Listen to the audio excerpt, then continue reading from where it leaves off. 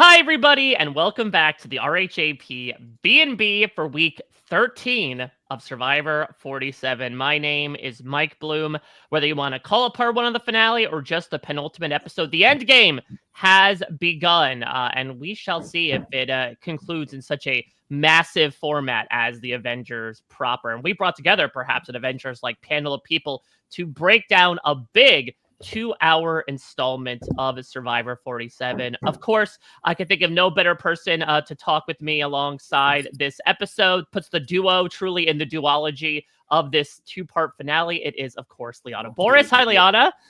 Hi, Mike. Can I be this part of the finale and you can be the next part of the finale?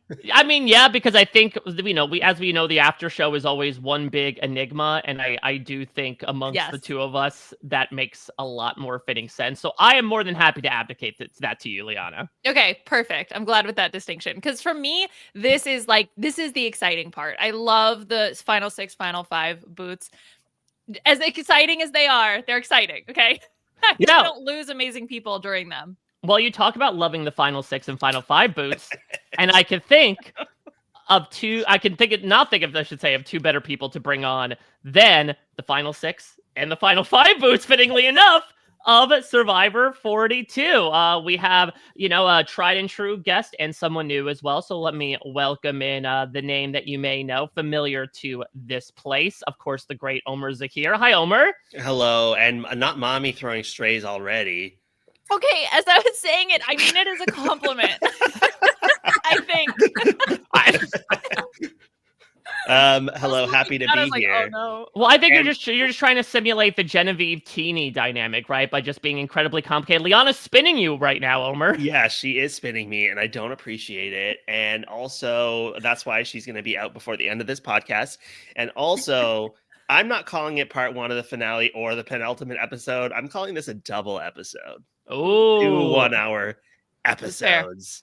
It's just all how you brand it, Yeah, well, big throwback to back in the day when they would not only say, yeah, we're going to air an episode the day before Thanksgiving, but we're going to throw 2 episodes in there for the price of one. Smooth it over like cream cheese, as man once said.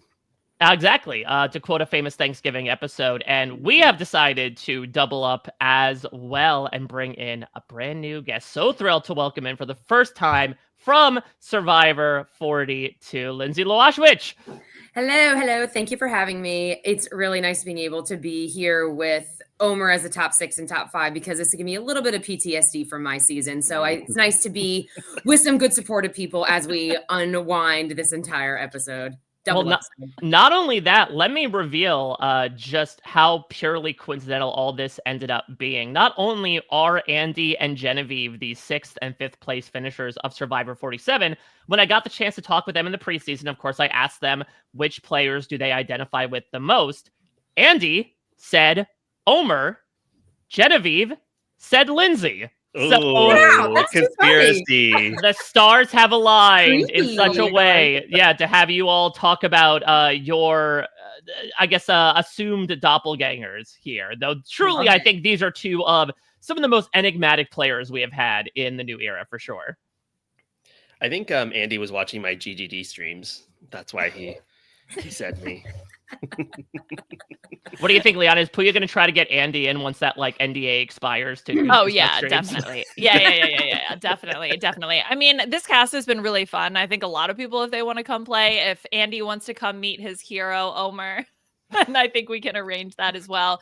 But I didn't realize. Lindsay I remember play GGD too. You should get his ass on that. Okay, well, we'll do just for you.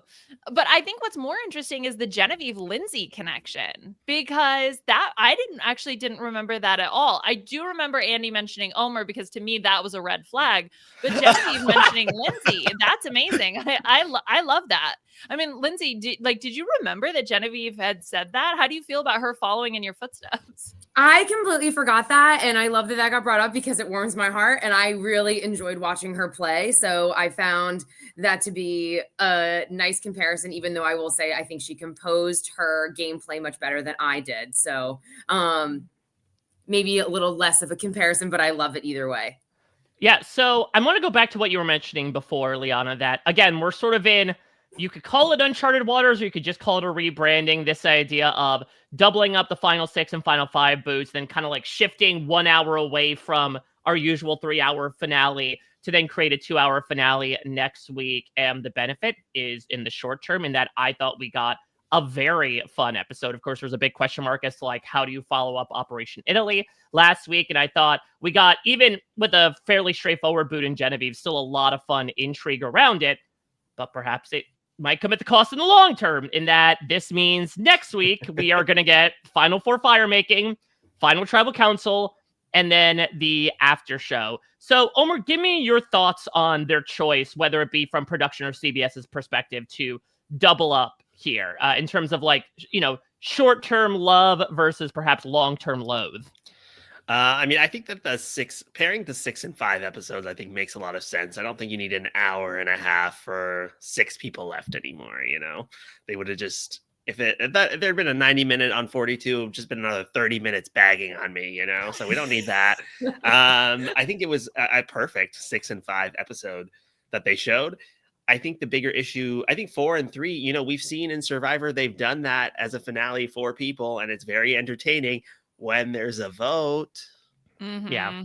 So I don't know. I think the finale is going to be the worst part of the season. I mean, I kind of agree. That's the thing, is that it's okay. So we're going to watch 2 people. So there's going to be the immunity challenge. Okay, great. Then there's going to be Final Four fire making, which we already actually got a ton of sort of setup. Even in this episode, there's a ton of Teenie v. Rachel. So in my head, I'm like, okay, well, is it going to be Teenie v. Rachel, in the fire making? So interesting. I don't know. To me, it just feels like, unless we have a season 43 where, the potential presumptive winner in Jesse, like if Rachel goes out, but then we still have Sam sort of as like, who's being set up as our backup winner anyway.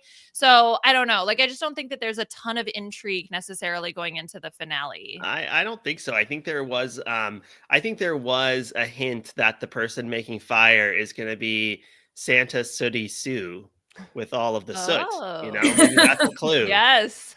She's getting up close. No, I feel like that's, I don't know. Is soot flammable? Because I actually fear I wouldn't want to put her into fire, because like that could be like a Michael Jackson filming the Pepsi commercial issue, where like if she gets too close to it, look out.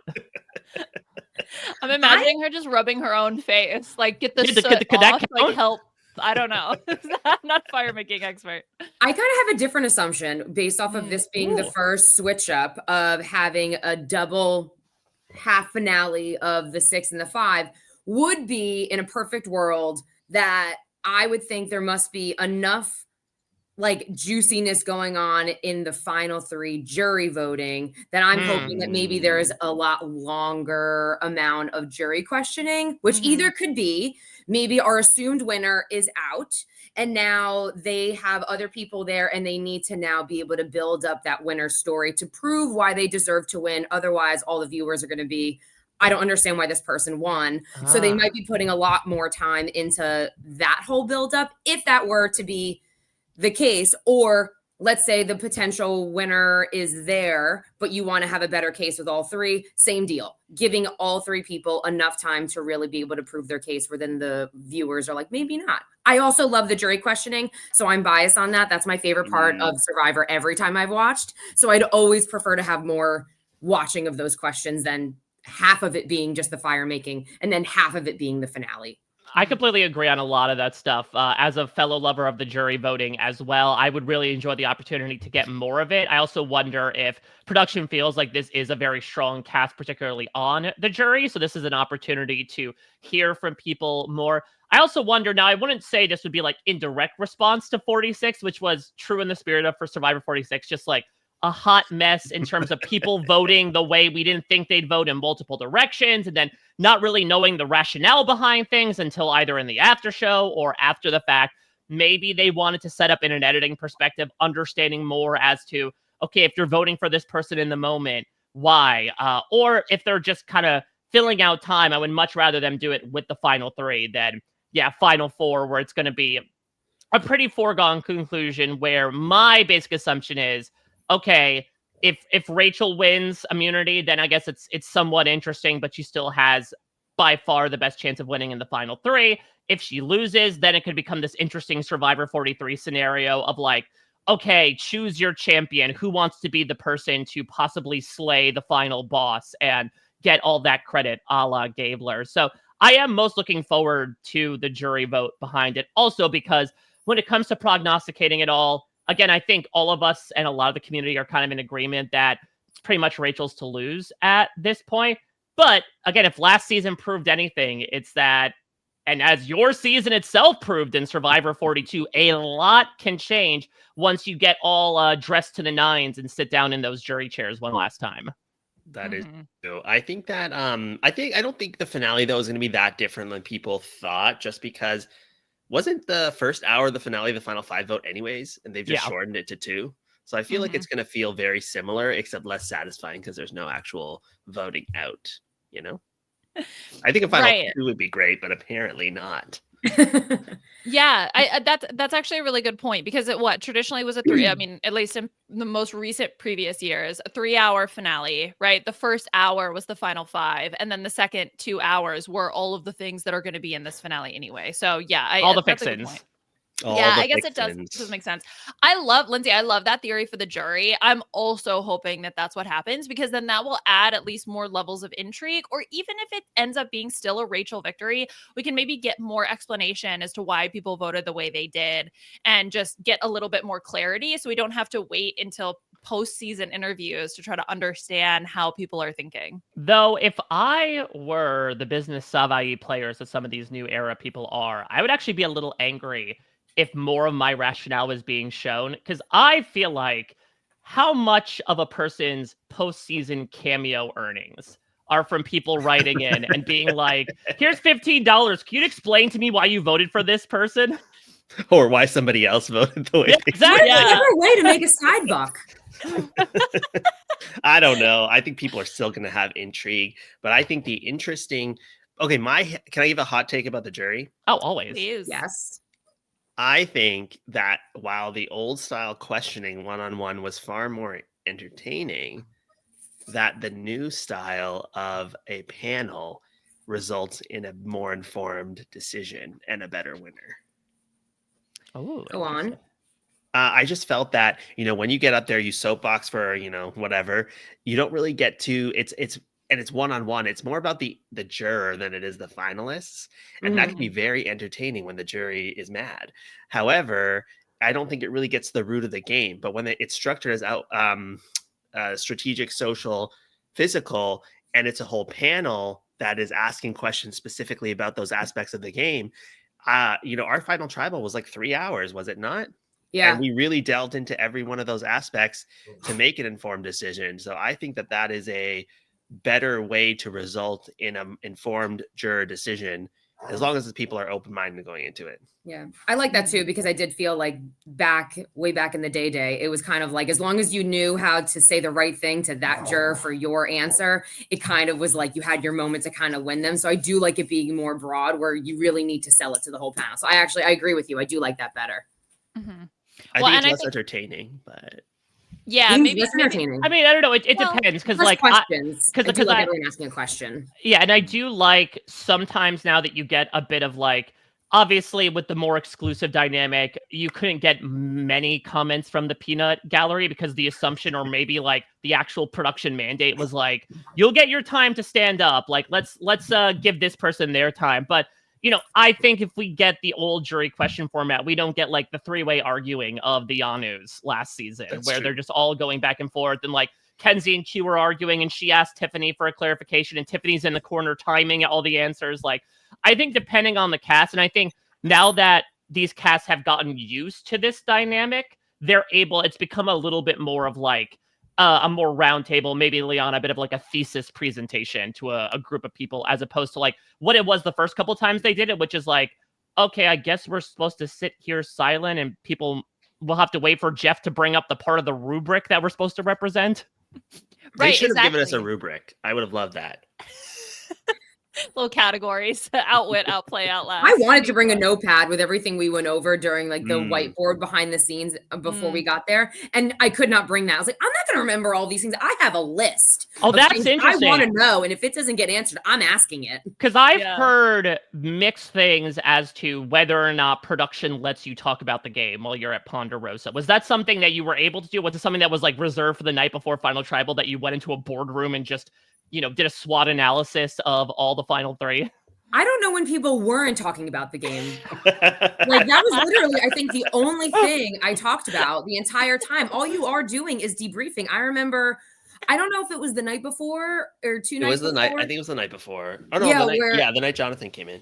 Yes, because it was you, me, Roxroy and then I think Jonathan came in, and we were all acting as one of the finalists, pitching our own case till like 4 a.m. It was really fun. I actually really like the jury's always been my favorite love part. So that. even though, Roxroy was Romeo's lawyer, and Yes. he did a great job actually. I was gonna and say, I think like, you were y'all, Marianne and I was Mike, right? I think Yeah. that's how we did it. you all did a mock trial? That's Yes. incredible. It was so fun. I really enjoyed it. So then, of course, I had all my notes of all these great things we wanted to go over. So it's hard to remember it all in the moment. Oh, that's so interesting. Well, I think to hear you guys say that you're actually practicing going through the whole thing, I think that also indicates how prepared you are, even if you don't have your notes with you, for the actual jury, roundtable, I guess, segment kind of. So in that final three, you can really get into all of those different points. You can ask follow-up questions. You can argue back to the person. You can have other people commenting. So I think it's just a way to really get to the root, as Omar says, like you're getting to the actual root of the issue. So if this season, which I think this season will do this exactly times 10, they seem to be so invested in the game.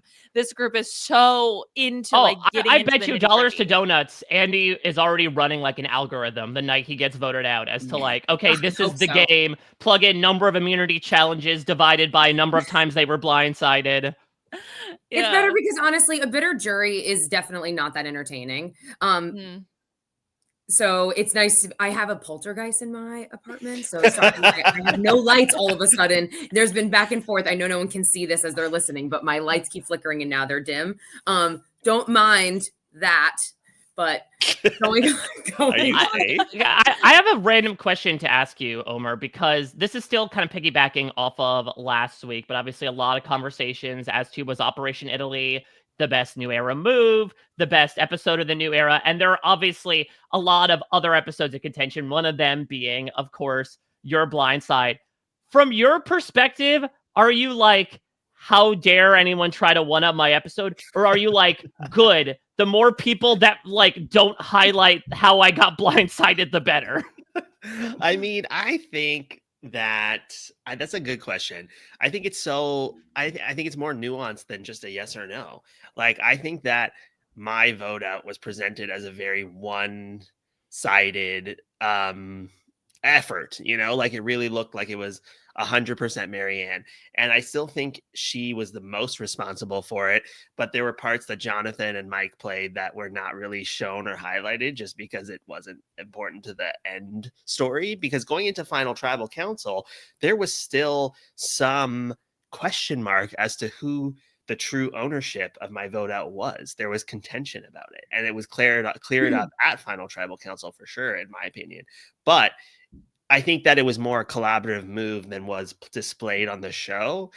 And also you could argue, if Lindsay had played the amulet, would that have been a good move? And it was like, and no offense to us, we've talked about this at length, we're stupid as hell for not doing that. It was the obvious thing to do because it was the last time to use it. And so if we had played from the AI optimal standpoint, then that move would have not been good per se. But was that Marianne's only chance to like really make her mark? And does she have to go for it regardless? I think yes. Similarly to Andy, he's in a position where he must try something to have more win equity at the end, because if he just sticks the course, he's going to lose. So I think he has to try something, even if it's more risky in the short term. And I think actually, even though he got voted out, we cannot be results oriented. That's the worst way to be the scientific process, right, mommy? Right, Liana, as a scientist? That's right. Yes. Yes. Go ahead, child. And so I think that you know, even this episode kind of proved that it was the right move for Andy because Teeny flipped on Yeah. Rachel. Yeah, like Well- he had the numbers. It's just that Rachel had the idol that they know about, which you can't account for everything you don't know about. Well, and also, yeah, exactly. So I had thought that Andy might have been voted out at Final Six as a consequence of the move because they really emphasized that Genevieve still had the idol, the potential idol. So I thought that Pizza maybe slice that group idol. of yeah. So I thought that Teeny was going to maybe stick with Rachel and Sue, and then that group of 3 was going to block a vote and then vote out Andy, thinking that Genevieve would never play the idol for Andy. So then he would have gone as a consequence of making that move. But the fact that that was, I believe, objectively the right move. The only reason he ended up going out is because he makes this pitch to Rachel for the jury management. Yeah, exactly, right, Lindsay. It was for jury management. And that's what ends up turning Rachel into wanting to vote Andy out. Wild to me. Yeah. And that's why ultimately it's like survivor confidence. Whenever you have that survivor confidence, it always gets you. And that jury management was so survivor confident where it's like, why? And as the receiving end of that, I don't care what it is, I am pissed. I remember when I had jury management, I'm like, this person just really is just putting the salt in the wound. Like now I definitely am not. Wait, can you? I don't even know this story. Did somebody try to jury manage you on the way out? It was kind of like I knew I was getting voted out at 5, and I kind of felt like it was like a dog's last day before getting put down. That Right? like Jonathan's like, come on, let's go look at the sunset together. Let's all go. Like And a I'm Martian "Hey, you menace wanna that go like play slowly Frisbee breaks last your time?" neck. Look at the rabbits. Yeah, and then we were talking about something, and I remember it was Mike and Jonathan both at one point were just trying to like stroke my ego at the end when like I knew the conversation wasn't going my way, and in my head I'm like, I have an agenda in this conversation that you're totally going around just to give me a compliment. I know that you're just jury managing me now, and now I'm really annoyed. But let's go look at the sunset. Yes, I would love this. Last Yeah. moment. Before they take you upstate. Like, that's so rude. Just drop me off at a To farm. me. Yeah. Oh my God. Yeah, I mean, it's wild because, like, I would imagine on paper, you're like, well, while I am sending you to the jury, there's a remarkably short turnaround, right? Even though this is 1 round earlier than you, Lindsay, it's still like 3 days basically until final tribal council. So it's like, let me get a good in word. Or from Andy's perspective, it's more so like, I don't know, partially, let me kind of send my envoy, like people respect you, Rachel, on the jury. So they'll listen to you when you tell them, just keep an open mind. Well, I agree, Liana, I was surprised initially. I think this makes so much sense in a season full of complicated dynamics, the Andy and Rachel of it all. Like, let's look at the fact that the premiere started with Andy pulling Rachel aside in the middle of the night, like, and really starting to show how fractured his game would become, with him being like, I'm tripping right now, and you need to bring me down from this high. And she's like, dude, I can't do that right now. Now you're pulling us aside. You expressly did what I told you not to do, which then leads to this really tumultuous game where he's going to blindside her 3 times. They're going to keep saying they're going to work together, but kind of not end up working together. And then culminating in this sequence where, again, Andy is going to pull Rachel aside. And once again, she will rebuff him. And by basically taking away his buff in the form of idling him out, I think was such an interesting thing. I mean, also the fact that Rachel's advantage, not even the idol, but the block a vote, I think really came into play more than you may think, because if I were the majority here, I split the votes 2-2 between Rachel and Sue. No, and we still don't know like how much people knew about the red paint idol, but like that seems to be the easiest thing to do. Do the whole John Mish vote, split it 2-2-2, vote out Rachel on the revote. Because Rachel has this block a vote that now is super duper public information, because Teeny thought that they were able to out something in that moment before after Andy did. They can't really do that. They kind of just have to like throw everything behind Rachel and hope for the best. And unfortunately, they got the worst. Does still nobody know who the block of vote was from? Well, I think based mechanically, it's not revealed, but they all know because Rachel told everybody, or told some people, and then Teeny told everybody. Rachel had right. it. Yes. Yeah, yes. Sorry. Plus, sorry. there's this idea of like, this thing got used. Who most recently went on a journey by themselves and possibly could have come back with an advantage, despite claiming that they didn't? Classic. The another moment in the Rachel Andy dynamic is when Rachel is initially pitching why she should stay. She has some really interesting comments to Andy. Like, she has one quote I wrote down verbatim, which says, "I think it's clear you're in dead last." Like, Rachel just It was says that- harsh. I loved hearing that. I was like, this is some juicy stuff to watch. But I mean, That was shades of considering Lindsay. considering what she said to him on the way out, it does make a lot of sense too, right? You were very convincing, but not in the way that you thought. Yeah. Oh my God. I could. So, I mean, definitely Andy misstep in terms of the jury management, trying to do the jury management, but also the fact that Rachel said that to Andy, though, also, like, my God, hurt me. I'm going to Emily flip and push back on that a little bit because I think, okay, so everyone gives Andy a hard time for doing that. And I agree, maybe it went a little bit too far, but also I do think in his AI optimization, he is right. Like, he needed to start that process of priming the jury before he actually gets in front of them, because it seems like they're quite pissed at him and they are discounting everything that he's doing. And so how does he tangibly prove what he's doing retroactively when a lot of it is a lot more subtle? I think it is getting somebody in there. And if he thinks that Rachel's on her way out, I get where he's coming from. Maybe not so much detail, I don't know, but I think that the concept was, I think it made sense. Yeah, I don't disagree. Oh, go ahead, Lindsay. Sorry. Well, first thing with what Rachel said to Andy of like, you're dead last, I thought that was a stinger, but at the same time, I kind of took it as she was trying to rev up his anger and be like, you should be pissed because based off of what they did, you're in last, rather than her saying from her perspective, you're in last, kind of her being like, that's how they perceived it. And you should be just as pissed off. So I could see that being her angle of kind of giving a harsh zinger to kind of get his emotions up. But then with the Andy thing, I agree. I think on one end, you can think, well, he needs to start pitching his case because he understands that his perception of him is the total opposite. But then the way that I was thinking, at least how I was playing out there, was I was kind of conservative of not wanting to have a risk of rubbing something the wrong way. That I'm like, if I make to final three, that's my time to pitch my whole story. So as long as I can explain it very well, I don't need to do it early and have them infiltrate the rest of the jury to convince them, because I will do a good job in the final three to answer those right then and there. But if Andy felt that might be too little too late and they've already made their mind before walking in, then I could also see that being the case too. That's exactly what he told me in an exit press, was that basically he's like, listen, I could pull the Christy Bennett in Australian Survivor and give like this powerhouse speech, or the Marianne as well in a manner of speaking, and win hearts and minds over the course of an evening. But I know that's going to be very tough to do. It's going to be definitely more uphill sledding, I think, than someone like Marianne, where there's just so much perception about Andy specifically as a flipper that I think it's going to be very tough for him to prove like, no, but I was doing it for a good reason. And I think that's what it comes down to me for Andy, is that while there is a surprising amount of emotion linked with his game, he is someone that is trying to think about it kind of from like an economic math-based perspective of like, this is what on paper I should be doing. I think what it comes down to is like either the way you're doing it or the person you're doing it to as well, which is always those variables that you can't account for in this huge equation that is a 23-day game of Survivor.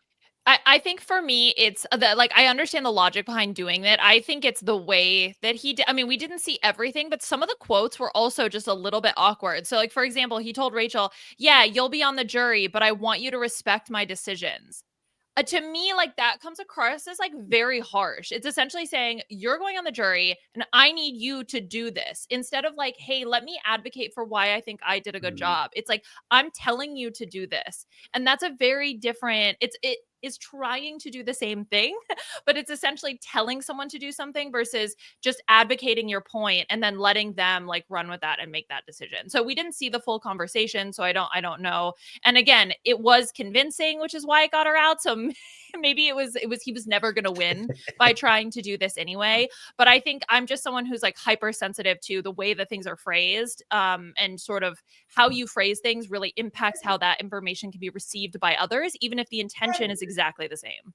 Well, speaking of another complicated dynamic, I do want to get into a moment from the final 5 vote, because it's so interesting to experience a bit of cognitive dissonance where the night before, everyone is giving their eulogy to this open casket service for Rachel, talking about like how she's so great, how she's this huge threat. She would definitely go on to win or have a good chance at it, considering her immunity prowess and the Final Four fire making. She ends up surviving due to a nice happenstance basket of fries from the auction. And then the next day, when Rachel and Genevie go off and do their, for the umpteenth time, we're not so different, you and I, neither can live while the other survives shtick, you have these other three players being like, look at them. Who do they think they are, claiming they're the biggest threats in the game? I mean, Omar, talk to me about this. Is this like a conversation that we see all on the island on Survivor often and just doesn't really get shown until now? Or is this a special case with Rachel and Genevie? So I think my perspective was, or my experience personally was, I didn't want to talk about the end of the game with a lot of people, especially in group settings. I did not want. I was trying to act like I wasn't even thinking about the end, we're kind of day by day. So I didn't really have those types of conversations. I know that Marianne did say at one point, Lindsay and Drea were talking to each other about how they were like huge threats. And Marianne was just sitting there being like, Remember that? Okay. Well, like what I was really doing was trying to like stroke Drea's ego in a way of like having that kind of reel her in, but the optics to Marianne looked horrible. Oh, no. There's always a purpose, but yeah, I would say that was the closest thing that I could somewhat remember from our experience. But I feel like we didn't really talk about that much in group settings. I felt like.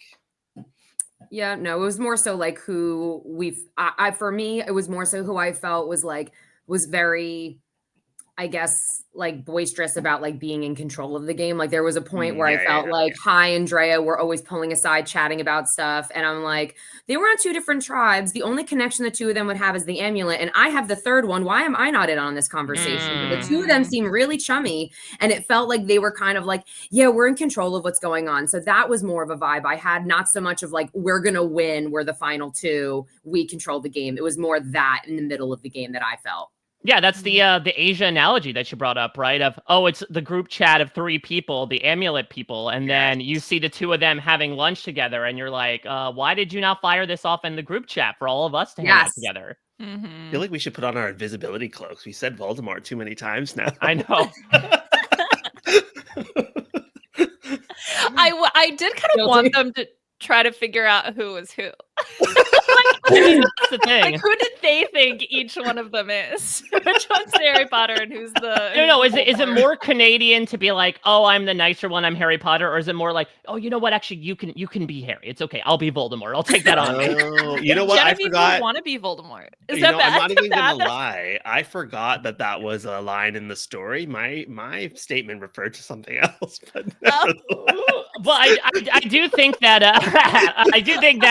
I mean, Genevieve, I think, would also call herself Voldemort because when she talks about like putting up walls and blocking people, is that not like? Wait, who's everybody else then? Who's Andy? Is he like that Peter Pettigrew? No, Andy's Ron Weasley, right? Because Andy's like, oh, I'm the goofball who like actually is able to come and use at some points. I know wizard chess, and so I'm able to save everybody. Not me, not Hermione, you. I think that Sam is I don't know.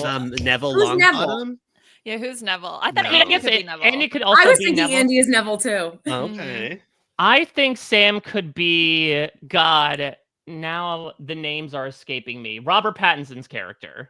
Cedric. Oh, Cedric Diggory. Yeah, like, I mean, the way Teeny talked about Sam very much felt like the golden boy of Hufflepuff can do no wrong. Quidditch captain. Who's going to be Dobby? Teeny. No. No, I don't know. Who's a character? Well, no, because Teeny's now free from her captor Genevieve. Yeah, that's true. And Dobby was Genevieve's also a little Lucius Malfoy. Oh, wait, who is? Genevieve. Wait, that is a good topic of. Well, I guess Genevieve clearly is Slytherin. No. Yeah, 100%. I think so, for sure. Okay, but then Sue. Who's Sue? Sue. She's the last one we have to identify. See, I feel like Sue's a little bit like Dobby. Yeah. I was debating the two. Like she works But really Dobby and hard. Disney do He's like, revenge Actually, you know as what? much Is as is Sue would is Yeah. Sue no, is Sue Hagrid? Like think about it, like very earthly, Loyal. loyal to the soil. I know that's Yeah. not her phrase, but like someone that is maybe right. not the highest level of thinking, but like someone you can really rely on. Yes, I think that's a I good think- one. I think while we were incorrect about Teeny sticking with Rachel from last week, Sue is in her pocket. And I think that's actually, if Rachel wins, is going to be an incredibly key part of her game, is like forging this last minute kind of bond with Sue over the fact that Caroline had gone. And so, yeah, I think that, and That's Sue, beautiful. much like Hagrid, was a major part of the storyline early on before kind of fading away towards the end. That I is like that pick. beautiful. I love it. Well done. I mean, it's so interesting. I gotta go out talking with Genevieve here. I mean, by far the most intriguing part of this final five, which I agree with you, Omer. No matter what happens next week, I am kind of glad they went with this like 2-hour pushing the final 6 and final 5 vote together, making them hour-long episodes. Because yeah, even with something like the Rachel idol play, while it was so much fun, that was kind of the only storyline, and so it didn't necessarily need to be dragged out for another half hour. The Then most again, intriguing. is that the only storyline, or is that all they showed? Because we had the nullifier in our season that never showed. Oh, that's And very again, true they as had well. 90-minute episodes, so whatever should be shown. This should is be the shown. longest runtime of any season ever, right? Yep, it is, because now that Isn't we it, like, have 4 twice as long as ours was. No, I don't We think. had I mean, so much more stuff. I Yeah. love the 90-minute, but anyway. Yeah. but for the big intrigue coming out of this final five vote was, okay, Genevieve said her idol is fake, but does that mean it's real? Because then she doesn't want us to vote for us. Okay, Sam said the idol was fake, but does that mean that they want us to all put the votes on Genevieve so that when the idol is real, she then plays the idol and therefore is able to take one of us out? Obviously, that 4D chess that you do while you are like malnourished to the nines and like, you know, negative calories to the billionth power. But Genevieve's, I don't know if this is spur of the moment lie or the premeditated lie about how she got the idol clue. And look, production has certainly done, like to my joy, a lot of weird, goofy things in the new era. But why on God's green earth would you put an idol clue under a greasy, cheesy slice of pizza at the sanctuary? Would that That's a not very be good the worst question. place to put a piece of paper in Survivor history besides if it's near the laminated. hole where everybody poops? That's The like the fact second that- worst spot. That this entire season, Teeny keeps saying that she clearly has no idea of like the real pulse of what's going on. And when Genevieve said that, Teeny's like, "You're lying." So even she didn't buy it.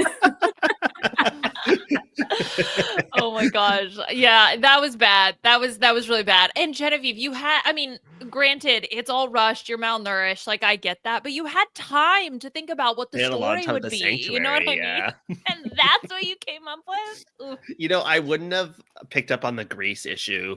To be honest, I probably would have eaten up that lie. Mm. No, See, I would Unfortunately. have At the thought end of that the it game, was it's hard. You are the malnourishment Because really does on play a Australian toll. Survivor, there was a clue in a pizza box, that's true. but there was Mm. frozen pizza. Yeah, exactly. So like they made sure for the issue. Maybe, I don't know, what would have been a good alternative? Maybe for me, this only would have been a scotch better. I would have said that it was Lady and the Tramp style connected to an end of spaghetti. And then when I slurped it up, there was an idol clue rolled up sitting at the end there, and I almost We've already ate it. put it in food before, so Exactly. it's fine. I think it's fine. I think in the napkin, you know, easy. Mm. Yeah. Right? It In your was pillow? also Pillow. It was so funny to me that Teeny still quote unquote votes wrong. So like, because you see this Poor whole Teeny. thing where Rachel's like, look, you're gonna get the blowback, you know, if this is accurate, you're gonna get the blowback. And then she votes Sam. But there actually was no reason to split the vote. I That- think they yeah. did do that, but it actually mathematically. I mean, It I does guess the not make a question is like, did they? Because then why the stalling in the voting booth? Or was it just teeny second, third, fourth, fifth guessing themselves? It's like, do we want to split the vote or not? Sky that it was an intentional split, but I don't think it made any sense for the numbers wise. Rachel and Sue left out Teeny. That's in my head, like that's 100% what happened. That they decided, look, we're gonna vote for Genevieve. The other two, like it's either gonna be a 1-2-2 vote, or it'll be a 3-2 vote. Like, and then I think that they can use that argument against Teeny that, like, look, again, Teeny had no idea what was happening if Teeny ends up making it to the final 3. I don't know. That was the way that I read the situation. And in that 2-2-1, their 2 votes would hold through in the tiebreaker, right? If they assume that Genevieve and Sam would throw their votes onto Teeny instead of Sue. Correct. Yeah.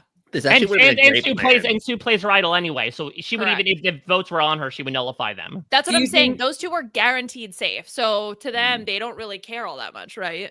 Right. And do you think that Sue actually told Rachel about her idol and no one knew, like the audience didn't know, and therefore Rachel's like, we don't have to worry about this because they're not going to be able to put names on Sue because she's going to save herself too.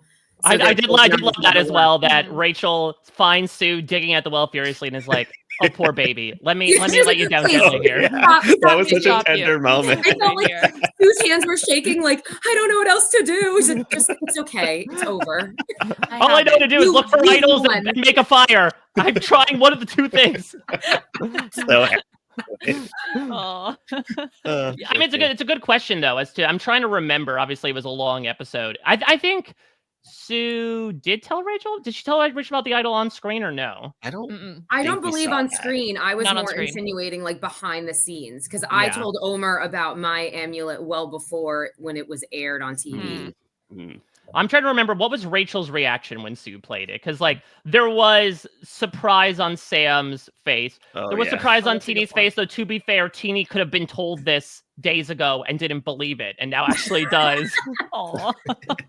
You know what it really reminded me of was when Wendell played the idol on Laurel. It was like, this is my big move in the game, and then Laurel's safe, but it's like she was always gonna be safe, you know? I think it's also, I feel bad for Sue because like you just have Rachel pulling off this Amanda Kimmel-esque move of like, you all thought I was dead in the water, but I've been swimming leagues ahead of you at this point. And then Sue's like, and I've got 1 too. Does Sue need to do the Andy, an Operation Hagrid, and play the idol on Genevieve to be like, I did that all on my own, you know? I don't know. Yeah, I did think a smart move at the end of the day if you're at the end and the jury's like, did you really want to save her? Going the way it's going, I don't think she's going to win. So I feel like she needs something. But I mean, it's the interesting thing is, and we've talked about this before, Liana, right? Of like, I can imagine how tough it is as a Survivor player to gauge how dead you're drawing, not only from trying to read other people, but also like just due to the fact that I don't think in this game you want to be like, yup, and I've got no chance of winning. Right. It's a tough reality to come to. And so I would imagine, and maybe when we talk to Sue next week, she'll say otherwise, but I would imagine, unlike Andy, I don't know if Sue has necessarily hit a point where she's like, yup, I'm not looking great in the end here. I think she feels that, you know, she's got, and I've seen some cases be made, not necessarily like she'll win the game over someone like Rachel, but like certainly a bigger case than maybe we sort of, you know, tongue in cheek talk about, of like, you know, her being loyal to people. And so they won't feel as burnt by her. The fact that she did have an idol that only a couple people knew about, the fact that, I mean, she'll have another big bomb to drop about perhaps her age. That could be something to at least get a reaction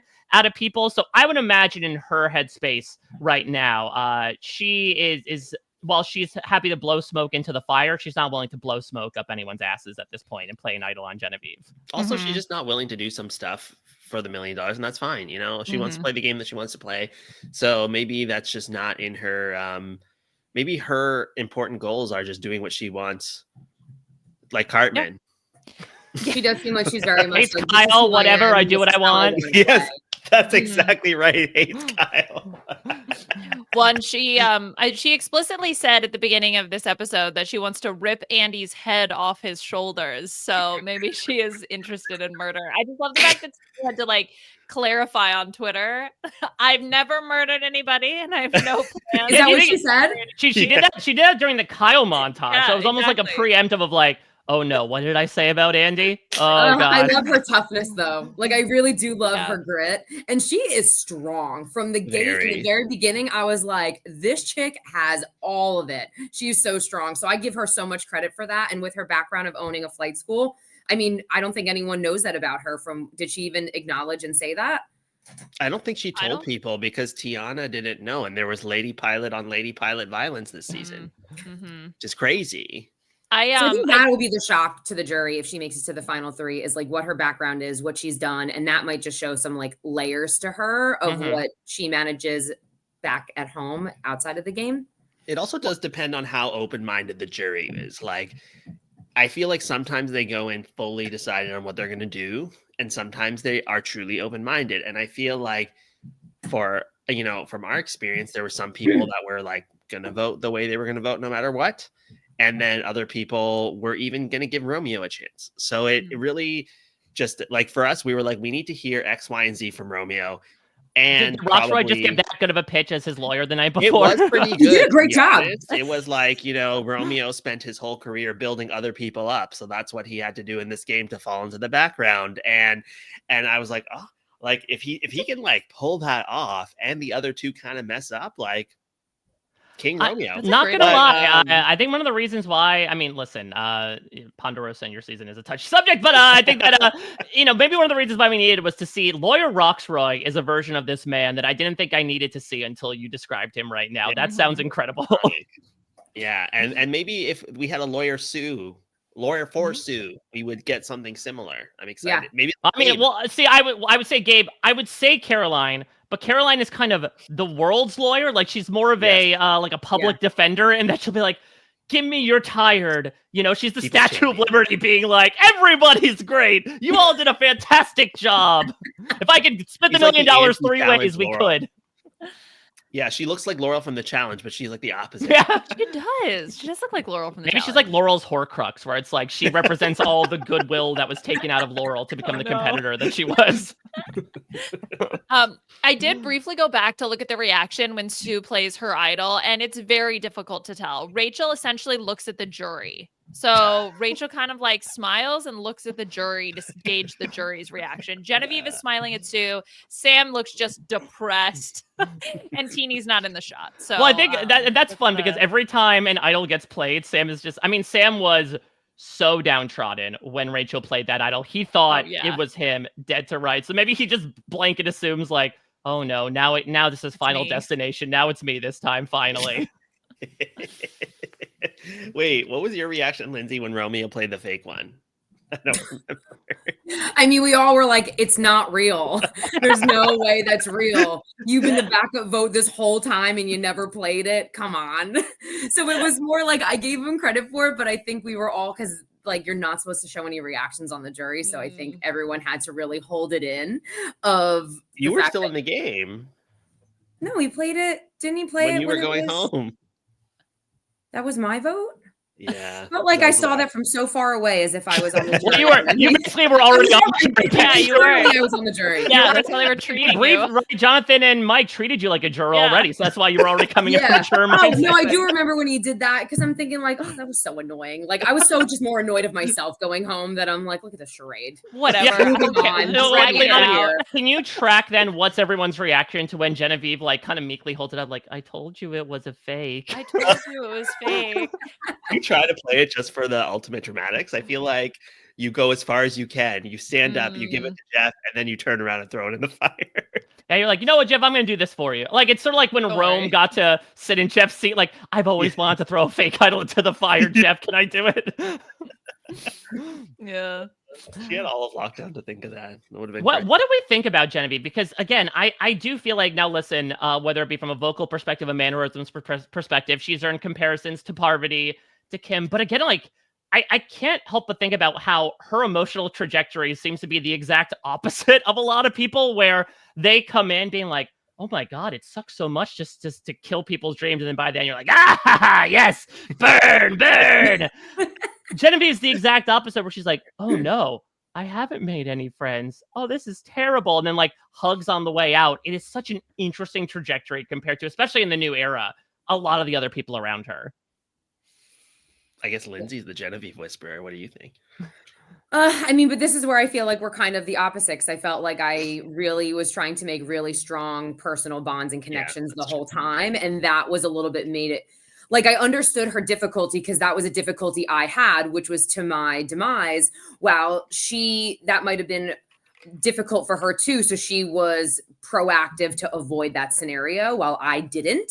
So I do think that's a little bit different. But at the same time, like, you're taking away an entire third of what you need to be sole survivor, which is like having that social aspect. So removing that, now you're just strategic and challenge threat without having that third. So I just feel like that's already just removing a whole third of your game to show all the umph that you can have. And I wish that she harnessed that earlier, because I feel like that would have totally changed her game, where she already was a very high threat that I think could have made it really well and possibly win. That's the one issue that maybe would be the reason against her. Let's say if her and Rachel were at the final two, I'd put my game on Rachel over her for that social reason.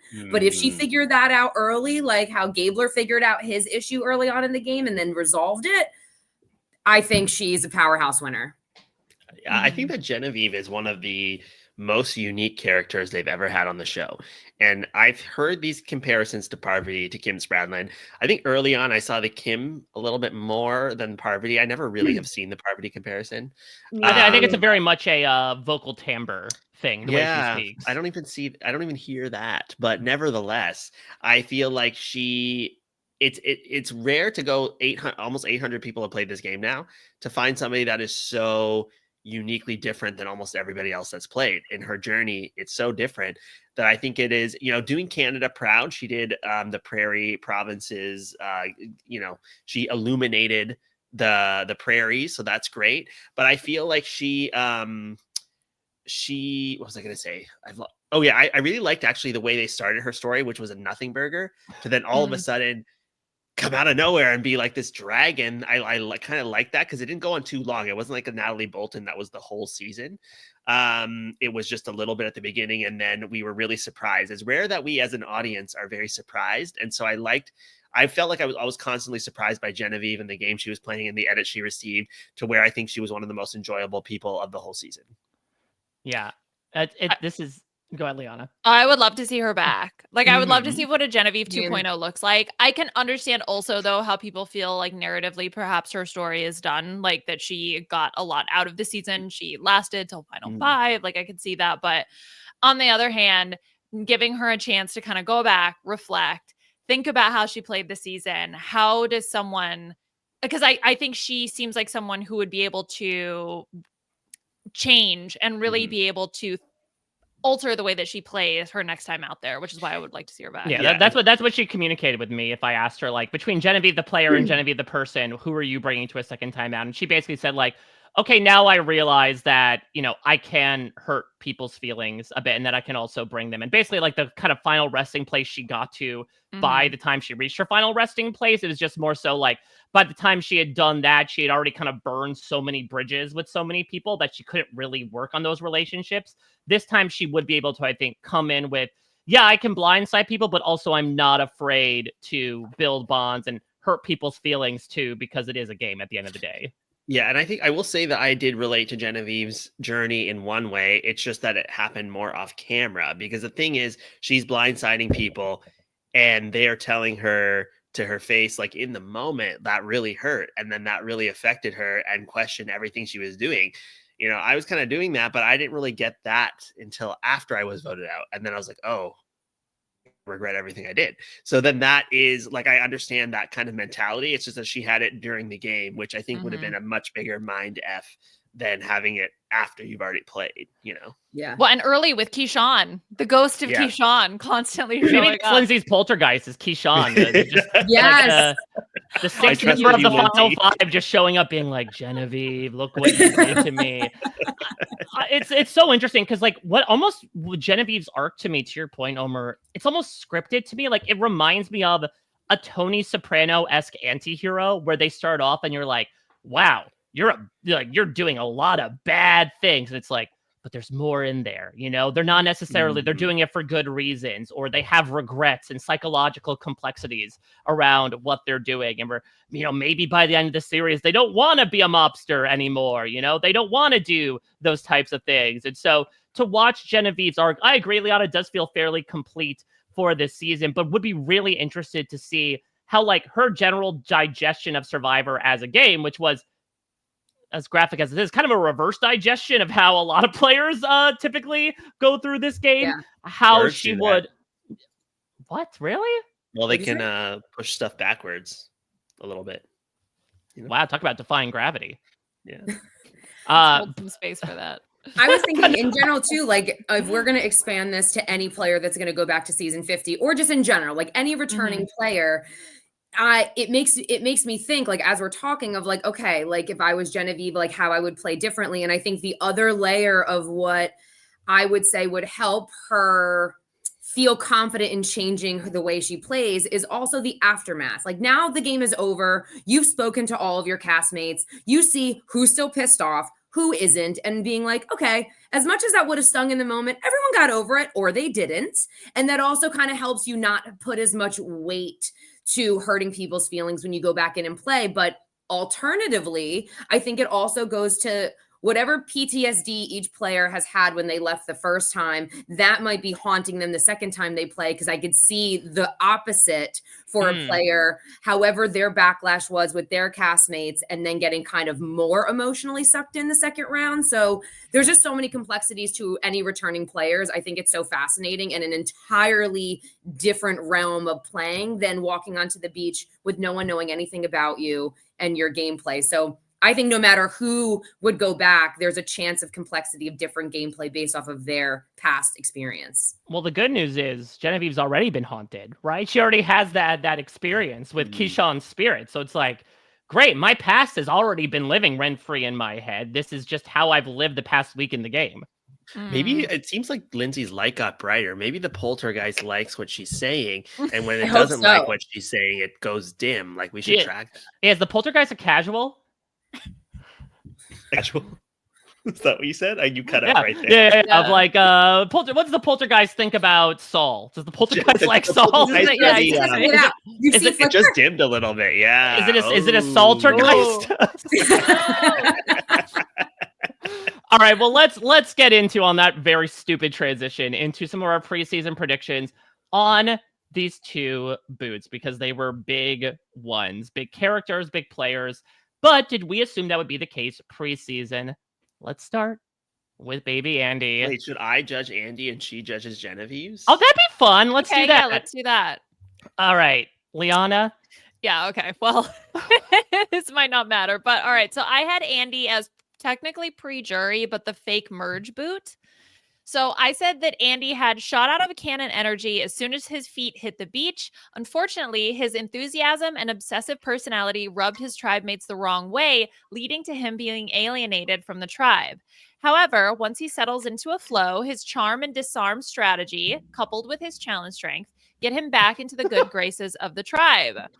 Come the fake merge/mergatory, Andy runs the numbers on his temporary group dynamics and realizes he's in trouble. No amount of grip strength could save him from getting his torch snuffed. I said that his ally would be Asia for a hot sec come fake merge, and his enemy was overthinking. Okay. Liana. Yes. Not to put the cart before the horse. Okay. I am sorry. I had Andy making the jury. Okay. We'll start off a little cold here. Andy's intense challenge prep pays off in spades, making him one of the MVPs of Gata early on. Maybe he was an MVP of challenges, but in a different way. Yeah. Mm-hmm. Despite his obvious eagerness to finally be on the show, Andy is able to practice restraint when it comes to idols and advantages. He very explicitly doesn't volunteer for journeys and go on hunts, instead turning others on those who do so. When Andy sees some new faces outside of Gata, his game takes off. He's finally able to connect with Asia, immediately jumping over to Lavo to leave his former tribe members behind. Things get complicated, though, with the tumultuousness of the post-merge. Trying to mimic that Ferris-like game, Andy will play as a round-by-round free agent, choosing who to go with based on what's best for his AI-like algorithm that round. Parentheses, and there will be plenty of confessionals about that. Unfortunately for Andy, his fate in the game ends similar to how it did for the new era player he wants to mimic the most, Omar. At the final 6, Asia and Teeny realize Andy has been in the know for pretty much the entire post-merge, making him a huge threat. So when Teeny plays an idol, they decide to break their promised RHAP Final 3 sending Annie out of the game by the thing he said was the most overrated in Survivor history, the hidden immunity idol. His closest allies were Rachel, Sam, and Asia, and his enemy was foreshadowing. In many ways, you both had the enemy exactly correct. Andy is looking forward to the final 3, so he's making his case. Foreshadowing, not the best thing to do for Rachie.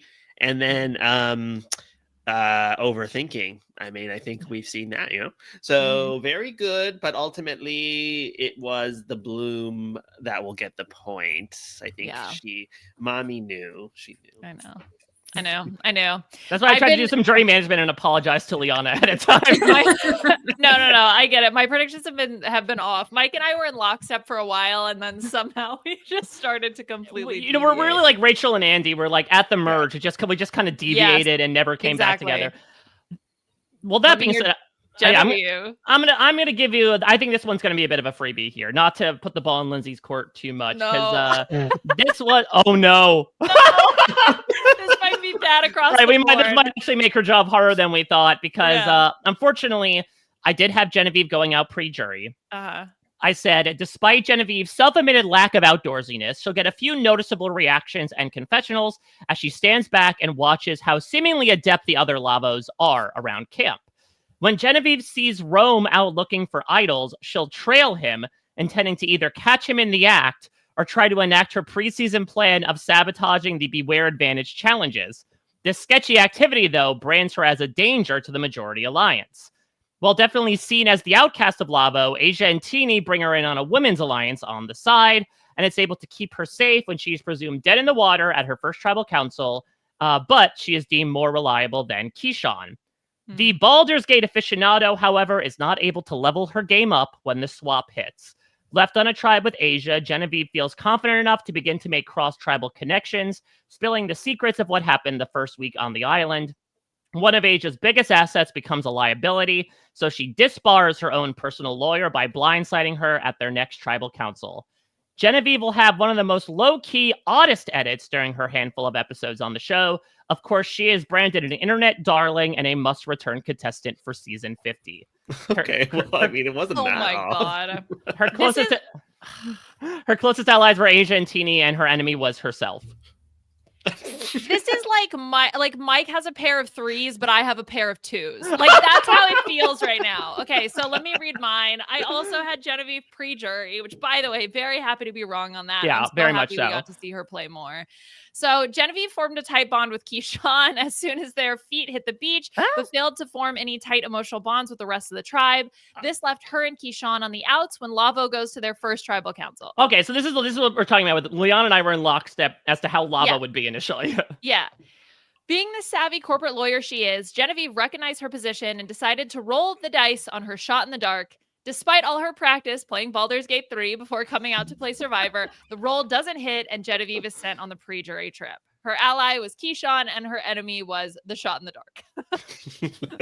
I mean, she did say at one point, remember when she gave up the shot in the dark and she's like, now that I've eaten the rice, I'd rather have my shot in the dark back. I know, right? All right, so Lindsay, as Liana said, it's definitely a tough to pick a winning hand here amongst the low draw that Liana and I both had, but the choice is yours. Yeah, I mean, both of you definitely hit something that was obviously what happened, and then the rest obviously went a different direction. But Mike, I will give that one to you, given all the other things that you explained. But Liana, I mean, in the very beginning, you really nailed it. I'll take that. I'll take my very first second prediction. Yeah, it's very much the Genevieve story of like in the beginning, you were killing it, you were nailing it, and then like it just at a certain point it hits the fan. But even like Mike, you nailed the weird edit, right? Because I would say the her being absent for the first 4 episodes and then coming in is this dragon-like character. I think that totally fits. But that's a weird edit to me. Yeah, so we'll talk about this more next week. Remember, you and I did the preseason superlatives, and I do remember saying that most likely to have a purple edit I thought was going to be Genevieve, and I thought I'd be on the money. Was Waldo.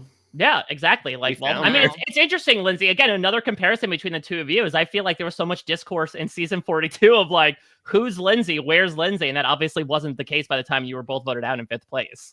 Yeah.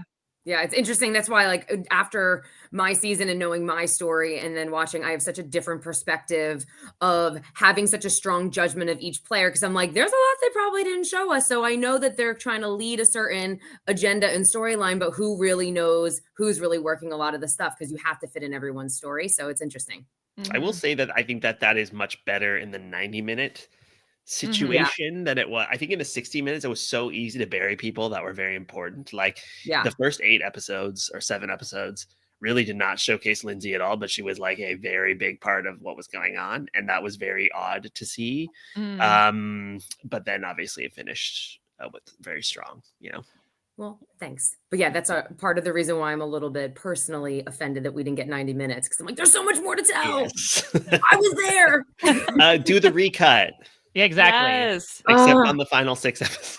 So you really need let's not do that one. You Not that one. you need Snyder Bro-esque fans of season 42 to like really put in the petition to Jeff of, okay, re-release this season with the way it should in 90-minute episodes. Yes. Or bring back a lot of people from season 42 to returning seasons, since there's a lot that you didn't see of players. I think there's a lot to say of complexity that no one knew. In case you know anyone. And the poltergeist is as bright as ever. It's bright, yeah. It's lighting up the room. Well, I think when the poltergeist heard that Jonathan has a chance of returning, the casual they are, they're like, oh, great. Okay, sure. We love that. All right. Well, we are going to finish, though we are far from done here, hopefully as strong as Lindsay's edit was, with a game that started coming about actually in these 90-minute episodes. Omer, you have brought this game in. It has been a fantastic staple of the end game. We did it for 44, you monster. We did? I didn't remember that. Oh, you know what? Now I do. Actually, I think we did it for 43 as well. Now that I'm thinking about it. Yes, but I wasn't on for 43. I gave you the info and then you did it. Yeah, so now that you've been able to lend your voice to it, we're excited for you to continue to do so. As per usual, you have done, speaking of your own Spradlin-esque comparisons, your own animal analysis for the cast of Survivor 47. And with that, I will officially hand off control to you, sir. Wonderful. Okay, so this game is matching each of these 18, all of them, castaways with their most alike animal. Sometimes that's looks, sometimes that's personality, sometimes it's gameplay, and it's often a combination of all three. So a fun little wrinkle for this one is if you're trying to guess, you could also just, for funsies, ask me, one question easily, like how much does this person look like their animal? And I'll give you like an answer, but it's very subjective, so you could get thrown off. So I like it. We will give an example, or we'll go through the first one. It'll be easy. We'll take turns on who goes first. We're going to start with Mike because Mike told me beforehand he thinks that he should go first as the only man here. That's what he told me. Wow. Classic Mike. That was my lawyer, Roxroy, who was representing me. Yes. But in reality, I'm just going in the order that you were on screen. But you'll take turns going first. You have an opportunity to win 3 points. However, if you see the animal, you have no idea what it is, you want a hint, you can sacrifice a point to go for 2 points. And then if you don't get it right, we will go for the steal. We will go through all 18. And at some point, we're going to reverse. We're going to turn back time, bring it back that classic twist, and show you the person. And you have to guess the animal. Oh. Now, to give you, do you guys all remember the animals I have given you in the past? I remember Red tail hawk. Yeah, that's fucking right. I was a meerkat. Yes. So Mike, I remember on the island. Sorry, yes, go ahead. on the island. Oh, I think I was Australian Shepherd. No, absolutely not. I would never give you a dog. You know how I feel about dogs. I know. Okay, so yes, also as a disclaimer before we get into the actual castaways, if you don't like your animal, that's not my problem. I like all of these animals, and if you don't appreciate them for what they are, then you maybe misunderstand them. I am sorry to say. I didn't give anybody like an English bulldog, which I don't really like. So until I do, I don't want to hear it. And maybe you should look into your animal further and see the light inside it that you do not. How about that? All right. So Lindsay was the ant, but that was because I think it's often underrated. The ant is actually one of the hardest working animals in the animal kingdom. They actually focus a lot more on the colony than their own individual interests because they're collaborative and a team player, and they work hard as hell. Now, of course, I chose the ant from the animation rather than a a real life picture of Yeah, I an believe ant that's for obvious Princess reasons, Anna, played by Julia Louis-Dreyfus in the hit movie A Bug's Life from which is an excellent 1998. movie, by the way. Agreed. But also I was like, ugh, but Lindsay's so cool. Does she really get an insect? So I did also give her a backup animal, which is the Thompson's gazelle, because Ooh. extremely athletic, lives in large groups, plays for the herd, and the athleticism on a Thompson's gazelle is unmatched. So that is Lindsay. Ooh, All right. thanks. Yeah, Love it. we're also coming up, by the way, on the 15-year anniversary of when that photo of me was taken. Yeah. So old. Yes, this is your Hilling days, I'm Mike. 20 years old. Oh, little baby Mike. Yeah, and there's Liana and her micro pipette again. Puya, hello. All right, these are the animals we will be talking about this time. There are 18 correct answers here and 6 decoys. We have the aardvark, the aardwolf, bush baby, Cape buffalo, cormorant, clouded leopard, duck, etc., etc. You can watch the video. We will go through these one by one, and we will see. So the first one, Mike, for you is the saddle-bill Ooh. stork. Look at this little cutie with his little Aw. eyes.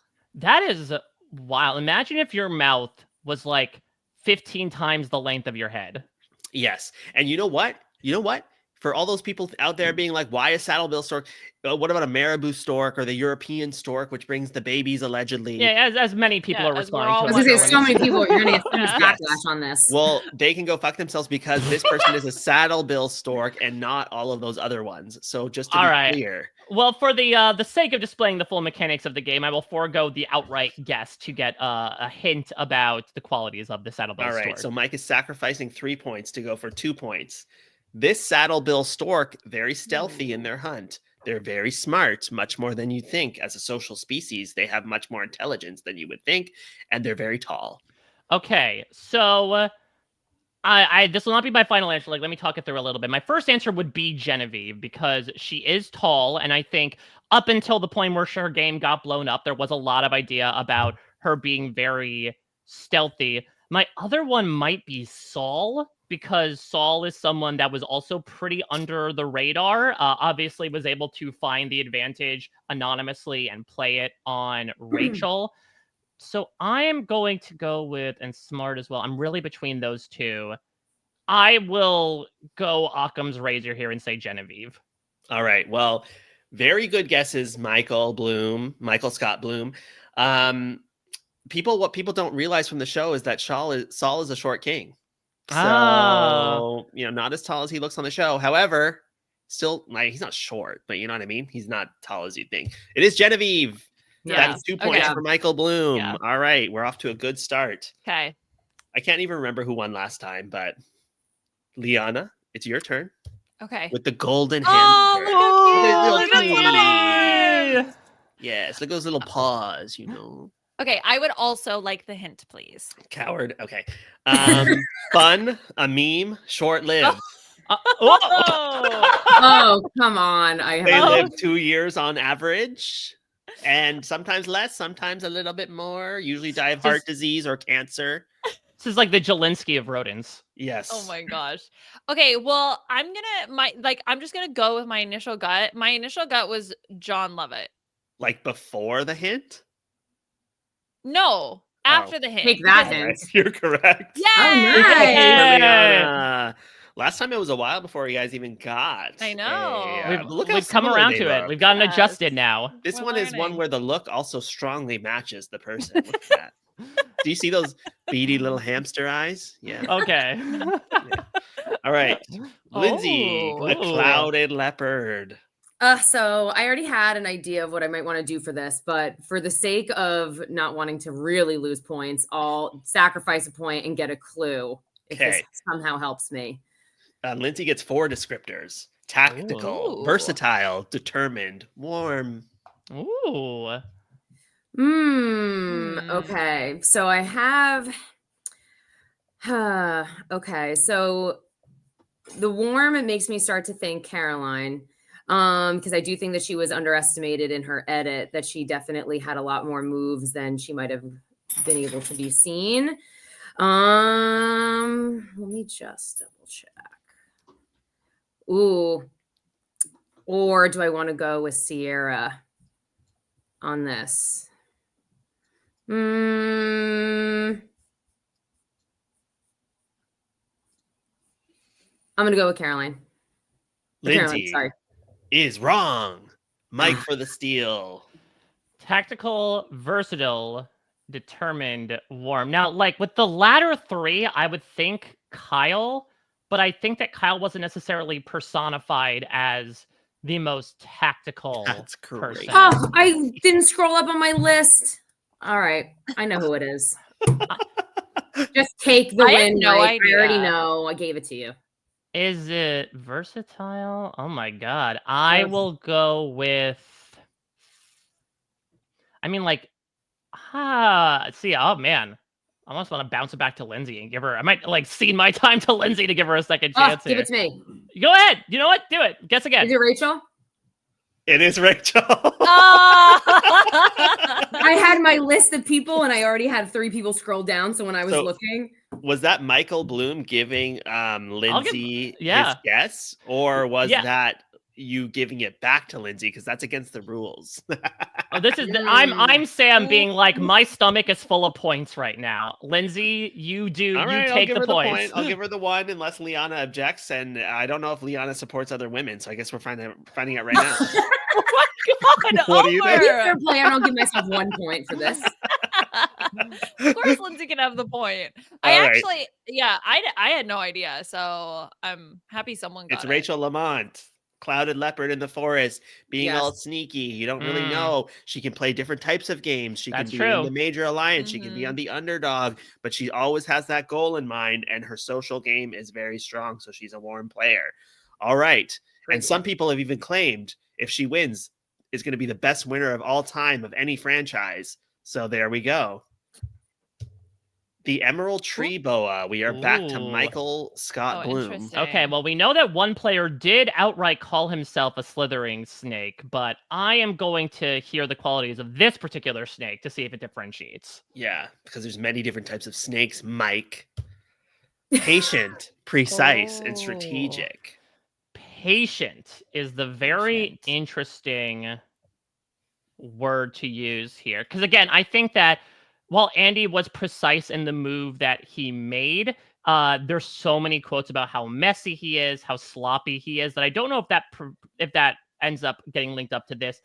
I will go with Caroline, because I think Caroline is somebody who was patient about turning on Gabe until a certain time. Again, very precise with her maneuvers, and obviously one of the bigger strategic people in the end game. I saw a face from Liana. What were you thinking? That was the first name that popped into my head. That so is if Mike correct. guessed, yeah. Look at these Screw you, Mike. 2 peas in a pod. That's another 2 points for Michael. Yes, if you look at this snake, it just sits in the tree like that, coiled up, waiting for its prey. It doesn't need to go chase it down.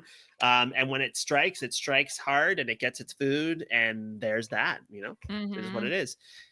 Liana, the Cape Buffalo. Oh, look how cute. Okay, I will. Yeah, I got it. I wanted to just guess outright, but I think I need to take the clues. All right. Assertive, deliberate, can be goofy. So the context behind that is, many people see the Cape Buffalo. They hear all the legends. This is one of the big 5, I believe.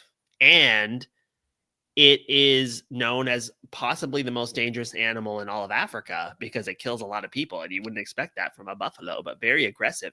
However, if you hand raise them, I've met a few hand-raised Cape Buffalo, and they were very nice. They're like kind of goofy, and they, they have a softer side that many people don't know about or maybe see on the TV. Oh, gosh. Okay. I don't know. I'm sort of between a few different people. I'm gonna go with Saul. Liana is wrong, and I knew you were going to guess Saul, so I kind of like. Yeah, that was my first guess as well, with the especially the can be goofy of it all. Yeah, exactly. Yes. On to Lindsay. Fine. Okay, so first question. This can be a dupe animal, correct? The answer could be none of them. No. So these all have a person. Later, the decoys will come into play. Okay. So, but no duplicate people. It's all one time. Mm-hmm. Yeah. So at first, when I thought assertive and deliberate, I was thinking Rome because he seemed to have a very strong way of going with things, and then can be goofy because on my end of watching, it was very entertaining. But with your background of depending on who raises them, they could be warm-hearted. I'm going to guess Sam. That is wrong. Oh, Michael Bloom for the Ooh. steal. those were my top two guesses, to be completely honest. Ooh. Assertive, deliberate, can be goofy. All right, this might be a little out of left field, but like, and not to say this was goofy, but like, when Annika got voted out, the idea of, much like Rachel does, her closest ally, dressing up for her own funeral that night, for those of us that were in New York, Yes. was very, very fun. I wouldn't call it goofy, but I think is lighter and more comedic than maybe the incredibly assertive edit that she gave indicated. So I'm going to take a shot in the dark because I didn't give mine away, and we'll say Annika. Ooh, Michael is wrong as well. You're all wrong. No points on this Wow. one. And it's clear that you would all have known the answer had you read Mike Bloom's exit interviews. So even Mike didn't read them. But apparently this person was very goofy all around camp and at tribal council. Very straight-laced, very scary. And yeah. it is Oh, Gabe, you know, he Gabe had was my a second he choice. had a Ugh. plan and he followed through.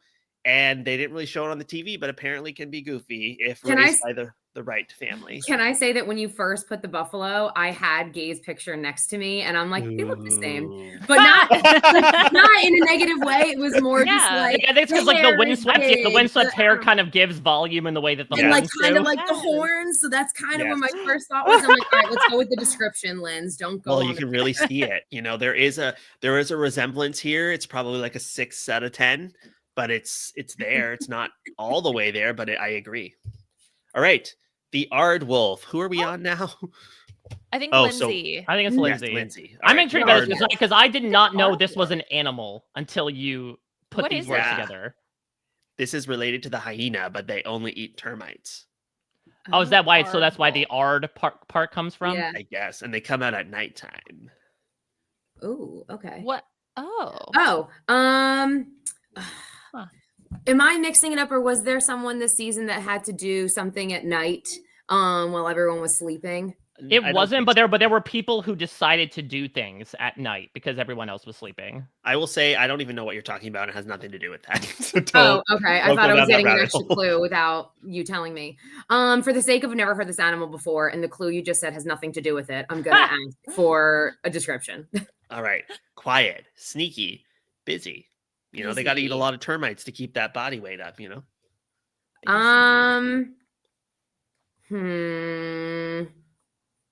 I think a They're trouncing Sue around for at the sake night. of being busy and constantly like doing stuff and being quiet with it because no one knew that she had the red paint one. But was she really that quiet, or was she pretty vocal about how she felt about things? So I don't know if that would really count. Do I go with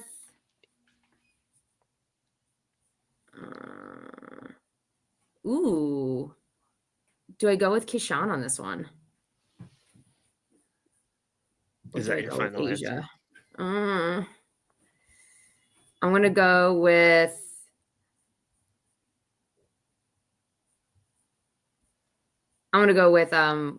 what'd I say? So you said either Sue or Sue or Keyshawn. Keyshawn. We'll do Keyshawn. The correct answer is Keyshawn. Yay! That is a point for that's 2 Yay! points for Lindsay. Nice. Ooh, I didn't think I'd Back win in the any of these. game. All right. Yes. Quiet, very sneaky, always eating termites. Classic Keyshawn. Classic. I mean, I don't know how much caloric value they bring, so I imagine And you if have to you eat. look I mean, at Lindsay, you might those- have to clarify as a nutritionist how much termites you have Right. to eat. That's for a actually meal. Not worth it. Yes, not worth it. Lindsay always told us that because you'd have to eat so many to get the benefit. But if you look at his little eyes in this photo, they kind of look like glasses. They kind of reminds me a Yeah. lot of Oh, I that. thought you meant Keyshawn. I'm like, I'm pretty sure those are glasses over. I see If it. you know what it really gives me? If you zoomed in on this picture of the Aardwolf, it really gave me that Genevie flashback of Keyshawn smiling like the Joker. You know, that's what it is. Yeah. All right. So after 2 rounds each, Michael has 4 points. Lindsay controversially has 3, and Liana has 2. So we are Okay. back All right. to All Mike right. with the So river yeah, otter. so I have a small lead here, and we've done otters. I feel like in the past, but I feel like the river otter is we a have little. not done a river otter. We have not done an otter in the past. No. Oh really? No. All right. Well then, I'm just misremembering everything, so I'm gonna Yes, you not are. trust my judgment here and go with the clue. All right. That's what I thought, bitch. All right. Gregarious, athletic, goofy. Interesting. Because oh man, I go for like the knee jerk answer here, which is Rome. Because like Rome is goofy. Not a lot of people on the island necessarily liked that form of goofy, but like the edit goofed on him plenty. So I'm just gonna say Rome here. Mike is wrong. Liana for the Whoa! steal. Oh, interesting. My first thought with, I don't know why, but the picture was giving Kyle. Like, I look at the little picture of the river otter, and for some reason I saw Kyle. So I'm just going to stick with my gut impression. Is that your final answer? Yeah. Liana is wrong. Lindsay Ugh, for the second boo. steal. I'm gonna go TK. Oh, you're all wrong. And Oh. okay, the resemblance on this one is like so high with the cast photo. What? Look at that. Ah, You see that? yeah. You see that? The long neck. The Yeah, I eyes. see it. I see You it. not see that? Yeah, that is like if people The are fur, listening the to fur the stands out audio, the most to me. Mm. Yes. If you are listening to the audio, you need to actually look at this side by side. It's uncanny. But yes, this is actually perfect. I actually had Sam as a golden retriever, which before you say, oh, does that mean you hate Sam because you hate dogs? No, the golden retriever is one of the few dogs I love. But then the river otter, I saw this picture and I was like, no, absolutely not. It's definitely a river Do you think otter. Sam has ever tried whatever that river otter has in its mouth in that picture? The fish, definitely. And I think raw as well. Mm. Can't eat Because- fruit, but he can Gollum style just dig into a raw fish. Yeah, I mean, I he's was digging blown into raw away. fish and butak before he's tried kiwi or pineapple. Like, please. I was blown away with the lack of foods he's had, and I was so happy that he got to try them on Survivor because he probably wouldn't have Same. tried them if he had a platter of that in any other time when he wasn't starving. So thank God he got to try some more options. Yeah, agree. Lindsay would have had a heyday with that. Yeah, that's actually pretty wild the more you think about it. That in a show where you are starved in so many ways, this was a way for him to expand his palate. What an ass backwards logic. with the most limitations of food. Yeah, it's Yeah. wild. That just shows. I'm curious of what his day-to-day eating is. It's probably 4 items. Yeah, I think it's very, Omar. I think it's very much. much the Peter Brown like chicken, Chicken nuggets. chicken tenders and fries. Yes, Corn which dogs. I love that. All right, the main Oh, wolf, whoa. Liana. Look at the for legs. It's like the on Naomi that. Smalls Legs for of days. wolves. Yes, legs for days. Is this one where they resemble their animal? I would say the resemblance is probably like an 8 to 9 out of 10. Oh, wow. Yes. All right, start looking at those Okay. legs, people. I'm guessing. I'm straight up guessing. I'm going with Kyle. Yeah, that is right. That's 3 Great. points for Liana. Nice So job. lanky. I remember from his cast photo thinking, Yes. look at Kyle's proportions. Like Mike and I talked about this. Yeah. I was like, Kyle is so lanky. And then his Lanky swishy hair wolf. also adds to the fur. Yes, it so And does. in terms Okay, of great. like, if you're like, you know how on those dating apps, you can have like a percentage match. This is like an 100% match between these two. Elusive, athletic, pack oriented. Yep. They're raising their family, Yep. and then unexpected because you look at this. It's a wolf. Do you think that it eats meat? You'd be call. largely wrong. They Oh, eat a yes. lot of vegetables and fruit. Now, actually what if that forgot main about wolf that. won chicken wings in the auction? Would it Well, they just sometimes eat do one? eat meat, so that Interesting. Okay. So you feed sometimes them it too does much work meat in out. captivity, though, they're going to get a big ass stone in their bladder. And how about Mm. that? So don't do that. A lot of All right. legumes, as they say. Kyle. Nice. Kyle. All right. Oh, Lindsay, you are looking at the nay-nay. Nay. Watch it, nay-nay. Yeah, I was gonna say this is the nay. I'm not sure. whip. I know. I'll go for the description, please. All right. So the nay-nay is also known as the Hawaiian goose. It is confident, assured, and a national treasure. Oh, A national treasure. Okay. Oh, okay. Mm-hmm. Okay. Mm-hmm. Mm-hmm.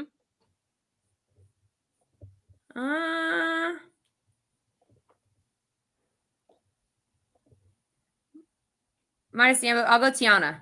That is correct for 2 points. I mean, the minute you said Hawaiian goose, I was like, Yes. it's gotta be that. I didn't even hear you say that part. Ooh, and Ooh, she- I was really upset to not see her make it into the jury. Yeah, Yeah, it's that was a shocking, tough one to really. watch. Yeah, very sad. And the Hawaiian goose was very endangered, the nene, and now it is a national. I think it might be the national or the state bird of Hawaii. Oh, Maybe I Oh. could be wrong about that, but it is revered, and it almost went extinct. And if you look at it, they both have that power pose. That's a classic Hawaiian goose right there. All right, Love it. yeah.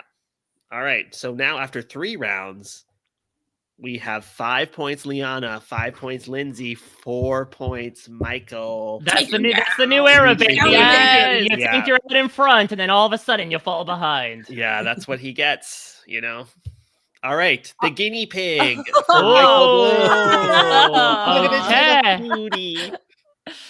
All right. Did you say booty? Cutie. Oh, cutie. I was like, I'm not checking out the apple cheeks on. I this should have guinea actually pig. put up a picture of the other end of one as well. It's shocking. Appalling, some could say. Okay, doing clickbait around guinea pig asses. I don't know where we've gotten at this point in the podcast. Yesterday we had to do a bore cleaning on one of them because as they get older and a little saggy back there, a lot of poop and stuff accumulates in the little sack, and you have to clean it out. It's called a bore cleaning. Yeah. Oh, that's fun. All right. Well, I will have you bore into the characteristics of this guinea pig. Give me the Coward. the clue. All right, here you go. Social, charming, vulnerable, delicious? Question mark. Delicious. Oh, so this vulnerable, social, charming, despite unfortunately how empty-handed and left-footed they've kind of looked the past couple weeks, I'm gonna say teeny. That is correct. Yeah. Look at that. That was my first gut too. And also that's 2 points for Mike. Now the delicious, this is a prey species. Everything wants to eat them. And Genevie has been eating up Teeny for weeks now. That's a predator. I also think using the more metaphoric definition of guinea pig, as Sam said, whenever you want a piece of information out in public, tell Teeny. And so Teeny's kind of the guinea pig of like, yeah, I found the clue under a pizza slice. I have an idol. Yeah, we. How's that sound? That sounds. They say, and then also, as loud as these guys are, especially when they're being, you're giving them fluids or taking blood, they'll scream bloody murder, because they don't have a lot of defenses. They can't really do anything when the claws are coming out. Other than scream and squeal. Poor little things. All right, Liana, you're up. Rhinoceros. Oh. Specifically the hook-lipped rhinoceros, or the black rhinoceros, as it's also known as. Shoot. I'm gonna play conservatively. You can be mad at me, but I'm gonna take coward. it. I'm sorry. I know. Hey, look, I'm the only one who guessed outright. No, Liana took that big risk, and almost like Andy, she was trying to like go back to like, all right, now I just got to play conservatively. Yes. Yeah. Okay, I respect it a bit more. Confident, mighty, and wayward. Okay, so there are. I was hoping that would immediately. So there's 2 people that I am debating between. I don't want to say them out loud, but I'm going to go with my first gut, which was Rome. That is wrong. Oh, no rhinoceros. Right. Lindsay for the steal. That was my gut too for one of them. So now I was like, oh, what would be my backup? If Rome was, getting into a fight with Saul, though, he's not going to win. And this no, and Saul was kind of my backup thought there. Then again, like Sue's pretty tough, but then again, I don't know. She has confidence in her feelings. I don't know in terms of like confidence in like what might be going on with everyone else. I'm gonna go. Trying to think of who we have left. Yeah, I'm gonna go with Saul. That is wrong as well. Michael Bloom for the steal, double Wow. steal. All right, so I'm thinking about this. Wayward, I define as like difficult to control, someone who's a little bit more unpredictable. And this might be a little out of left field, but TK, incredibly confident in his 3-person alliance, very physically strong, very mighty. And Wayward, 2 days after Andy went on into an entire Shaquilla on the mat, decides to do the same thing, calling out Tiana for, I guess, being too happy about losing. I'm going to go with TK the Rhino here. Michael Bloom is correct. Yeah, This is that was TK. the other person I was between. Yes, That's brutal. he does it his own way, and that is the TK way, but he's very strong Okay. and able to back it Throw up. back on that one. And that is the rhinoceros. Now, why might you ask, is he the hook-lipped or black rhinoceros as opposed to the white rhinoceros? And it's not what you would think, people. It's the white rhinoceros actually is a lot more collaborative, and they can live in small groups, and they're good with that. The black rhinoceros does things their own way, and that is the TK way. So that is, and it's for all of you thinking, oh, well, why isn't he the Sumatran rhino? Because he's not. A Sumatran rhino is not that wayward. You know, they're just trying to hang on and survive from extinction. Okay. Okay. And That's all. Thank you for clarifying. yes. All right. Next. We were all there wondering. are 2 other rhinoceroses, but we won't go into them. Oh, wow. Well, actually, bonus point if anyone can name one of the other 2 rhinoceroses. The brown rhinoceros. I'm assuming it's not color-based. I will Is say it if there's... Aesop? Is there Go a ahead. hook lip? I would say, is there like a triple-backed rhino? Bighorn. No. Is The it other 2 rhinos. African rhino. No. There is the black rhino, the white rhino, the Sumatran rhino, the Indian or greater one-horned rhino, and the Javan rhino, which there's only about 50 left in the whole world. Is that is that no. rarer than the white rhino then? Yes, correct. There's one subspecies of northern white rhino that is more endangered than that, but Right, that's the whole thing about like the people keeping guard over it at all times. Yes, that's a subspecies. All right. Wait, where's the picture of this one? It's not even there. That's crazy. Does Anyways, the picture have on essence purpose? to the character? no, the the picture player. was extremely helpful in what it was, but hopefully it'll be on the next slide at some point. It is a Love black that. This is screen for how much of a anyone wild listening. card you are. This is why Andy said you, is because we didn't know if it was a bit or not, that you just produced a black rectangle of nothing when the word duck pops up. I thought that was the meme. No. Unfortunate. All right. So it has its mouth open. Is I that think the key? it's Lindsay. Wait, what are you talking about? You can see the picture? Well, no, I took a screenshot when you showed Oh, like yes, the... yes, that's the one. You're correct. Yeah. Okay, so yeah, it's Lindsay's go, but Lindsay, it has an open mouth, and I assume that that is like the relevant thing that Omar is trying to point out of why the Rome. picture matters. I'm gonna go with Rome then. Oh, you're gonna do it without the clues. Sure, I'm not gonna be a Okay, coward, Lindsay's and I don't rough. even have a picture, so I'm really going Yes! on fumes here. Quite and literally I'm shot in the dark. Yes, and she is wrong, unfortunately. That is not safe. No. Michael for the steal. So, Michael, you're in a position now where you could steal 2 points, or you could get the clue and go down to 1. I will get the clue here and try to narrowly extend my lead. Opinionated, collaborative, sassy. That is Annika. That is correct for 1 Nice. point for Mike.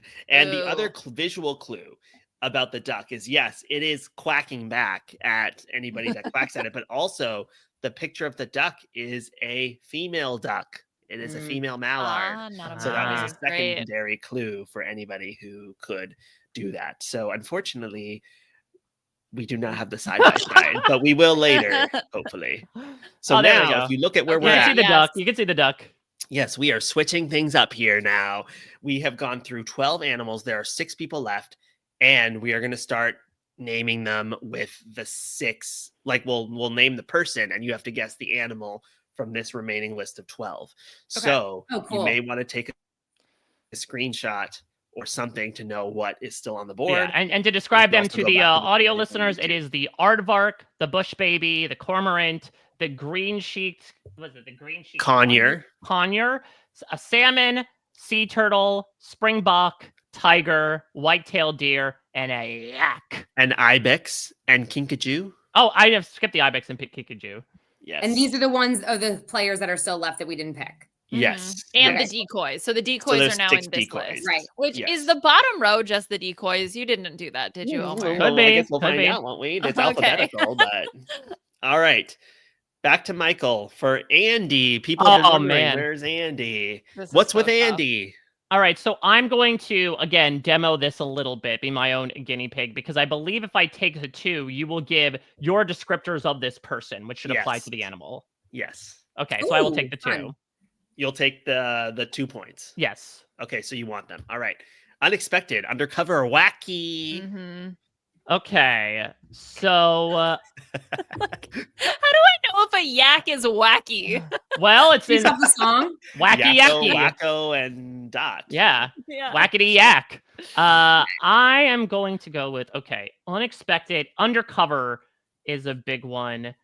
I feel like, isn't the thing with like a cormorant that like sticks its head under the water to capture fish? So Well, maybe they that's dive underwater. It's not that. just their head. So I'm gonna go with the cormorant there. Michael is wrong. Oh, Moving on to Liana for the steal.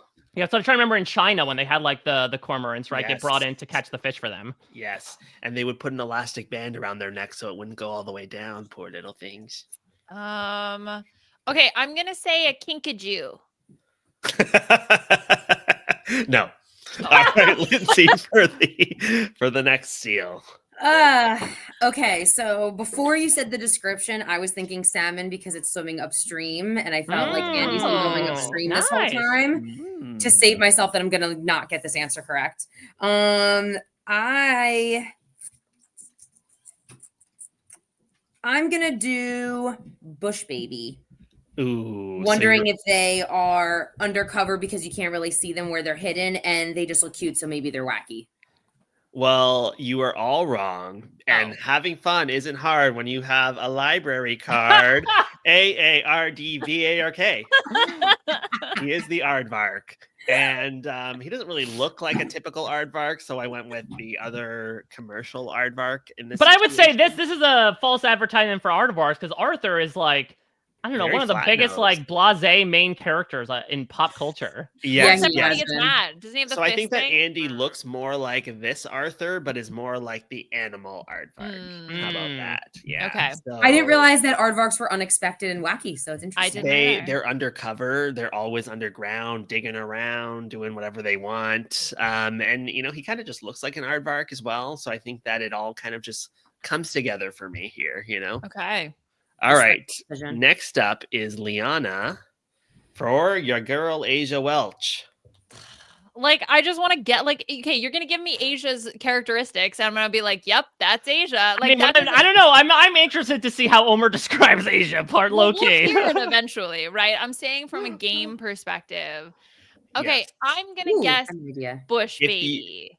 So if you get Bush Baby correct, you will get 3 points, and that Yes. will tie you with Mike. Yes. And you have tied with Mike. Wow, are the Nice Bush Baby. job. Liana. I could feel Inquisitive, it. energetic, fun. Look at those beady little eyes. So That's cute. Asia. Good Asia Welch call. right there. Okay. Whew. All right. How would a Lindsay- bush baby I know my react if girl. somebody spit fish around them? not wow. They probably would have not taken it well, been gaslighted and voted out. The path for the bush baby. All right. So Lindsay, now you are on the back foot here. You have 5 points. They have 8. So you're going to Sue me. Oh. Ooh. Sue me. Ooh. All right. Well, I already Why do you say know- her name like a Pokemon? Homer? Juice me. Okay. I mean, I kind of know who Sue is, so I don't know if the description is going to help me figure out the animal as much. I'm going to go with tiger here. Good. A very good guess. It was the bait one for like the Tiger Queen, but that is Wrong. incorrect. You suckered me in. Yes. Michael Okay. for the steal. Okay. 2 points, or with the descriptor, 1 point. Oh, my second guess. It's not that I know these animals that well at all. Yeah, I know. That's what Now that I know that was a baited one, because I totally forgot there's like decoys. No, you in know what? there. I want to hear the descriptors. I just like, I enjoy Omar's thesaurus-like use of adjectives. Regimented, a great digger, unbothered, a motherquake. Great digger. Okay, this is Digger. great. Okay, Oh, that's wait, actually helpful. because don't sea turtles dig a hole for their babies to be in? Oh. Ooh. I'm gonna go. Pick the I'll- salmon. Yeah, it's the salmon, notoriously great diggers. Salmon. Great diggers. I'm gonna go with sea turtle here. That is the mother quake. Oh wait, that's mother. That's goddess. call. Remember Courtney Merritt? Yes, Yes. God rolled the dead sea Yay. turtle into the ocean. Yes. So that is a steal. 1 point for Mike, the sea turtle. Wow, All thank you right. to Survivor Worlds Apart, and also that one scene in Survivor 41 of reminding me of how sea turtles bury their eggs. Yes, Yeah. exactly. And they disrupt their whole life to go lay those eggs on land instead of just living in the sea as they want to. So that's a mother right there. Okay, so we have one round of 3 players left. And we are at 9 points for Mike, 8 points for Liana, 5 points for Lindsay. Nobody is out of it yet, especially with the bonus question, which is more a bonus question than a tiebreaker question, TBH. Sierra Wright. Okay. I know I just keep being a lame-o here, cheapo depot, but I need to hear the way you describe Sierra so All right. that I can figure out how this matches up. And I will, yes, if I was actually doing this with comparisons to previous contestants, I would actually give Sierra Lindsay. Oh. Very similar. I would agree. Great alliance members, very well-rounded players. Graceful, tough, gregarious. Now, is that a clue? Because you did give Lindsay, a Thompson's antelope? So I'm wondering... Okay, that's Michael Scott Bloom. Thompson's gazelle. Oh, I'm so you can't sorry. just rock antelope as if it's like willy-nilly. They're not even a monophyletic group. Yeah. Well, that said, the springbok is similar to an antelope or a gazelle, so I'll go with springbok. He's on a roll, baby. Come That is the on. springbok. Yes. And again, All that's right. why I'm happy I watched Survivor South Africa, because I knew a springbok what it was, because it's a name of a team, a rugby team, I believe. Yes, but not as cool as the actual springbok. So there you go. Yes, you can kind of see if you thought if Sierra had horns, they would be a little bit pointy like that, curved inwards. You could see her having stripes down her face as well. Much too. So it is, and very athletic, very solid animal. You're not going to fuck with that. All right. Solomon E, your draft pick, Liana. Ooh. Yes. My draft pick. Saul went really late in this game because there were many decoy Sauls out there. That's very true, actually. You knew. I'm debating just straight guessing. That would tie you with Mike. Yeah, exactly. I need to be aggressive. So I'm going to say that Saul is the Solomon. That is wrong. Oh, Lindsay can steal for either 2 points to guess without, or 1 point if she gets the descriptors. She's at 5. Mike's at 11. I mean, I've no shot at this, so I'm just going to do the descriptor because I would like to not lose even worse. Powerful, avoids confrontation, an icon. Ooh, icon. Icon. I'm going to go with, all right, powerful, avoids confrontation. The ibex seems like it's meant for confrontation. Wow. Those The Damn horns. white-tailed deer doesn't seem very powerful. I'm going to go with the yak. All right. So first of all, that's kind of fucked up. A white-tailed deer is so powerful. Is it really? You up. Yeah, you should see some of the videos of the bucks that are attacking the hunters, and then they're all like, "Oh, I'm getting attacked by a deer." You're out there, motherfucker, trying to kill it. So Yeah. I think it's so was it the white-tailed deer? No, Was that it's the Yeah. yak. Hey! He is built like a Alright. yak. Look at him. Look And at those three teeth. letters in Yeah. each of those names. Yes, and also, yes, 3 letters in each name. And, this is one where the resemblance is strong, in my opinion. You know, he's Yes, built like an I ox, see it. but Yes. he's built like an ox, but he looks more like a yak, and a yak is also built like an ox, as Stephen Fishback would say. All right, Lindsay, you are the last one for Rome. Ooh. And Oh, so man. you are in a position now. Again, you could do 3 points if you guess straight up. Uh-huh. You could get 2 points if you get the clue. All right. So the animals we have left are the cormorant, which is some sort of bird, the conure, Greek cheek Conure, yeah. conure, yeah. conure, ibex, salmon, Kinkajou. and then the white-tailed deer Mm-hmm. is all the. Oh, and then the kinkajou. And the I need salmon. a description because I don't know most of these animals' descriptions. All right. Bold, expressive, uninhibited.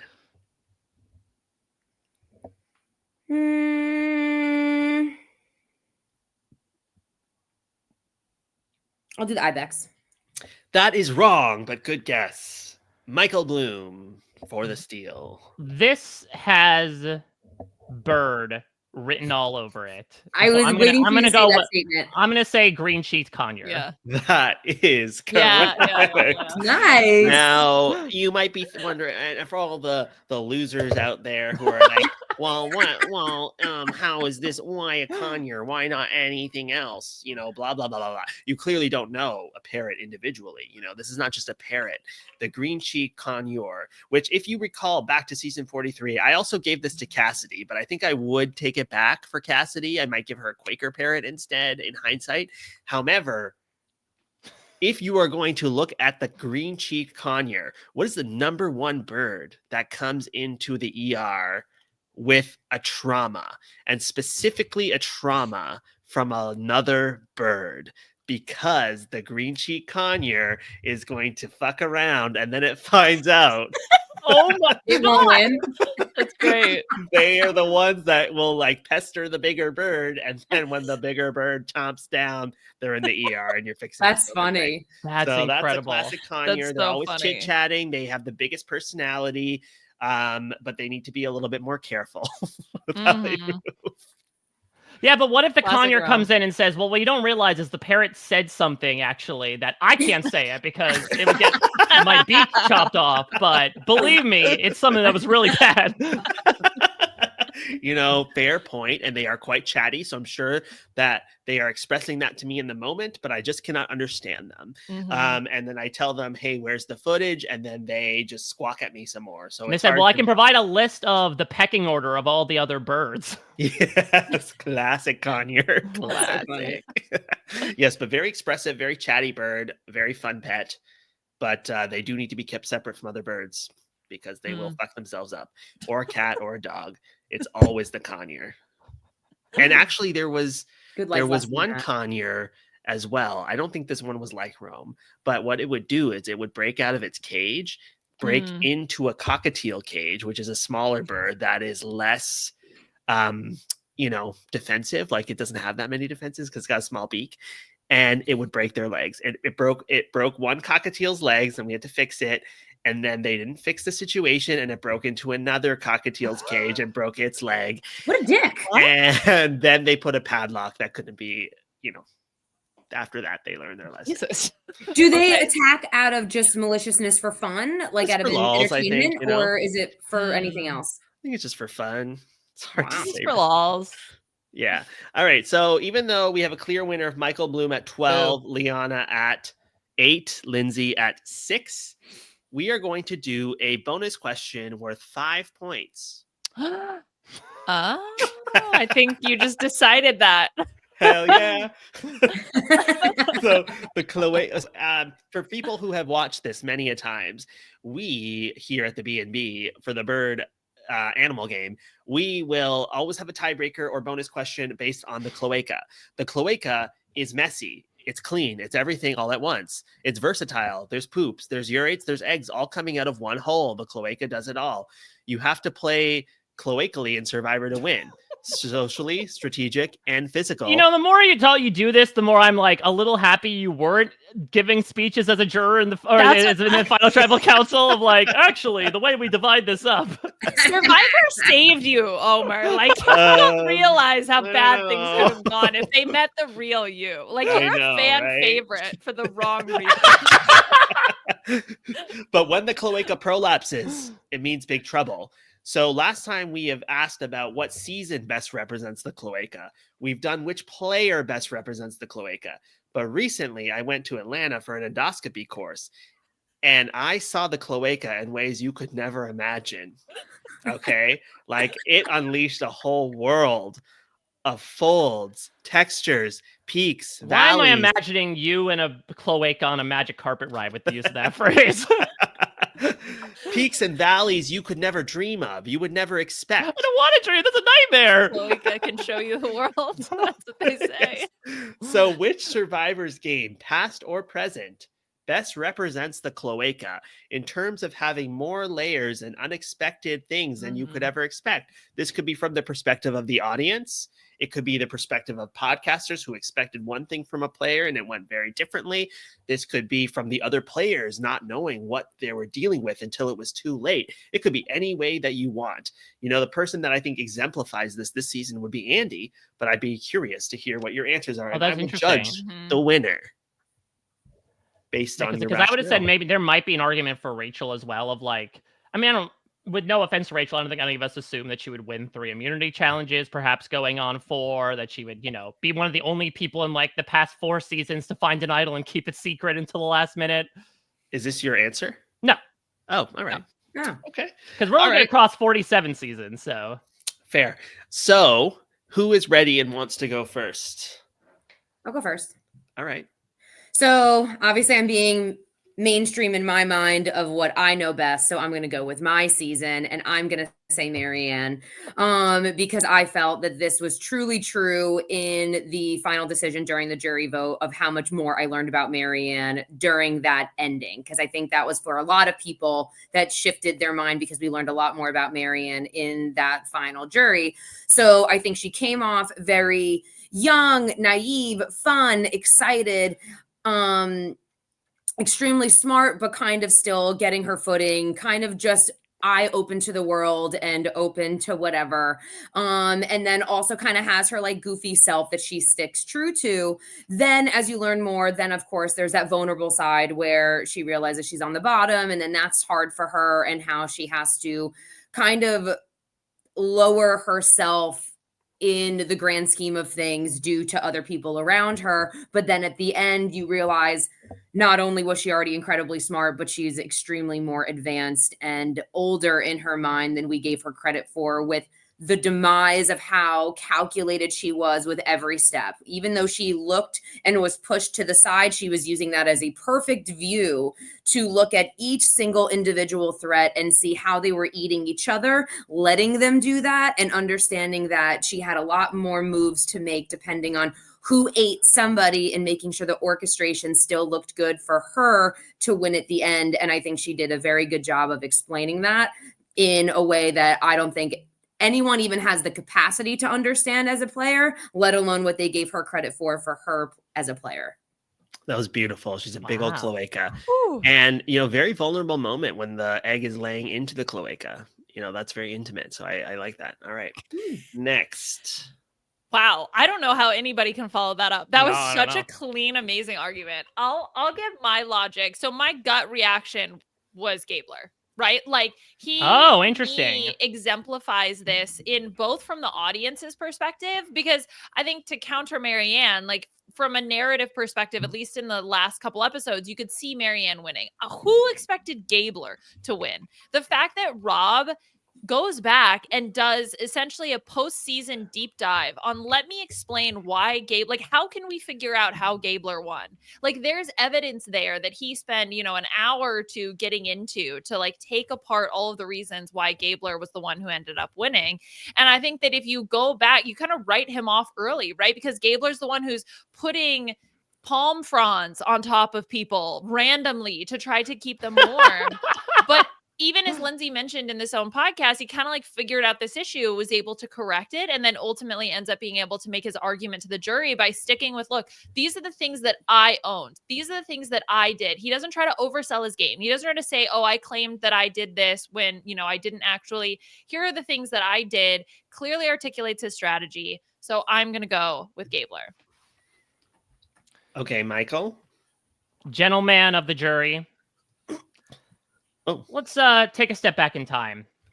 Almost 10 years ago, the spring of 2015. So we are eagerly waiting with bated breath, as I'm sure was much more held in the audience of the CBS studio Radford lot, as many hopeful second chance castaways await their chance of getting another opportunity to win $1 million on Survivor. And even though this person was voted on, perhaps from Lindsay's poltergeist perspective, it might have been a bit of a question mark. This person was voted off in episode 5. This person was barely visible and was often conflated with another blonde young woman on the other tribe. This person was arguably swap screwed and only voted off because of her connection with her dad. Why should Kelly Wentworth be given a second chance on Survivor? And you would say within the entirety of that season, but you could even argue within that very first episode, she immediately proved that there are more layers underneath. It has gone forward to prove, as the adage moving forward, as Survivor prognosticators, as experts, as fans, that we can look at a cast of Survivor, and no matter how anyone does, we can say, well, if given a proper opportunity on another season in a different cast, in a different format, maybe they could be the Kelly Wentworth. They could be somebody to spin straw into gold, much like the straw-colored hair that she fashions on the top of her head, to find idols, play them, to have for the longest time the most votes nullified against you in a single evening record, contributing to an iconic moment, showing that a second season run can make you truly a legend of the game, considering how far she came from San Juan del Sur to Cambodia. But even further than that, she was able to prove in Edge of Extinction, becoming a returnee, a little bit of a different shade to herself, right? She was a little bit more combative, a little bit more emotional, was actually able to be in power for the first time in her game, but was still able to showcase a lot of complexities therein. But I'm even going to look outside of the screen to perhaps the second screen, because for those of you that are not in the know, you should follow Kelly Wentworth on social media, because she has really come across as this big Survivor content creator in season 47. She's doing these excellent weekly TikTok recreations of big scenes that are happening in the episode, whether it's, Rome falling down the well, whether it's Andy chopping over the coconut, etc. And that, to me, as much as I love Kelly, was a little bit of a different layer, too. I did not realize that she could be that goofy, could be that comedic, could be that creative, even outside of like the sneaky mimetic moments. It's still a new side that we are seeing of this woman, even nearly a decade after she has come to prominence. For that many reasons and more, that's why I think Kelly Wentworth best represents the layered aspects that the cloaca contains therein. Very good. You know what? Very good answers all across the board. This is a very tough choice to choose the winner. I think that I will have to rule out Mother here, because while Gabler is a good answer, I'm not sure the microscopic view of the game illuminated much more or answered as many questions as I would have wanted. With Kelly Wentworth, I also believe that this is a very well-rounded answer, but a lot of the things that she did were on macroscopic view. But the argument could be made that with her first game, it was so hidden, and the prophecy that Drew Christie put forth, maybe he was the endoscope. Drew was the cloaca reader. Yes, he was the cloaca reader. He knew. So I think it's very tough to choose between Kelly Wentworth and Marianne. I am going to have to give it to Marianne, though, and Lindsay, because... Wow, history repeats itself. History, I know. It kills me to do it again, But I feel that when she illuminated the magnification of her game, it really sold the whole audience and the people sitting right there who did not expect to hear some of those things that came out. And so I think that was the most hidden of the games that was illuminated in some grand gesture, a grand way. So that is 5 points for Lindsay. But Not enough to catch Mike at 12. Lindsay now is at 11. Mother is at 8. But a great showing across the board. This So honestly great might work. be like the highest scoring Yeah, version It is. of. It It's is so the much highest better scoring. this time. It was fun. I enjoyed this kind of game. Oh my Yep. goodness, this was so great, Omer. Thank you for truly representing how the animal kingdom is as layered as a cloaca as well. Wait, there was one more slide. Oh, there was? I'm so sorry. It's just a summary slide. Yay. Yes, look at all That's of that. fun. Oh, I and there's love Annika it. and her duck, Yes, Oh, the there we Annika go. duck. Now we get to see it. Yeah. The duckaka shows its face. Yes. All right. All right. Well, That's all. to finish things off here, as we do at the end of every B&B podcast, we give an opportunity to our guests to highlight a charity or cause that is important to them. Lindsay, I'll give Omer a break from talking for a second because I know he did a lot there. What would you like to highlight for the audience out there? This is just one of like a personal friend that I know. I might have said it in one of the ones before. It was called the Iron Girl Project. So it's a close family friend who lost her daughter in her sleep. She don't understand what the cause was. She was 17, but she was very well known. She played lacrosse and was a very great sportsmanship, a great sport. So the whole charity is based off of raising money for those I'm botching this, people in high school who want to have a scholarship for college, but it's who is showing the best sportsmanship, who's the best leader on and off the field, who is someone where they can just bring everyone up in a way that just shows positivity. And I thought that was a really nice cause that doesn't really get highlighted enough in high school, of just things that really showcase what a good person is. So I thought that's a nice one. Amazing. Omer, what about you? Can I do 2? Yeah, of course. That was wonderful, Lindsay. I will do one like local charity and then one grander scale. For the grander scale, I would say the PCRF, the Palestinian Children's Relief Fund. They're in need of a lot of help, unfortunately. So I think that would be a good one for people to consider. And then for a local charity, last time I did Wild Ontario, but this time which was birds, I'm gonna this time do rabbits. So Pumpkin Acres Rabbit Rescue is a local rabbit rescue here. They're inundated with rabbit surrenders, and a lot of these rabbits have a lot of medical needs, which I try to take care of. But they do a lot of really great work trying to keep rabbits healthy and happy and adopt them out and give them the best quality of life that they can have. But because many of them are sick, that is quite expensive, and also just the volume of rabbits that are surrendered, especially around Easter time, is a lot. So they can always use some help. So that's Pumpkin Acres Rabbit Rescue in Ontario. Well, just like the great work that you said, you did great work as per usual, not only bringing your sterling opinions to talking about the season so far and the end game, but of course, one of my favorite things we get to do every season on the B&B, which is when you always go above and beyond the Call of Duty with these animals. It is far and away the most educational podcast we get to do twice a year. So thank you, as always, Omer, for coming on. Anything you'd like to plug for the listeners out there? No. If you have the most shaky, fractured voice. If you have an exotic pet in Southern Ontario and you need veterinary care, you can come see me. Listen, I'm also on Blue Sky now. I guess that's a thing. But we'll make this be your audio and video business card if you'd like. Yeah. All right. What about you, Lindsay? Lindsay? Has a great business. Yeah.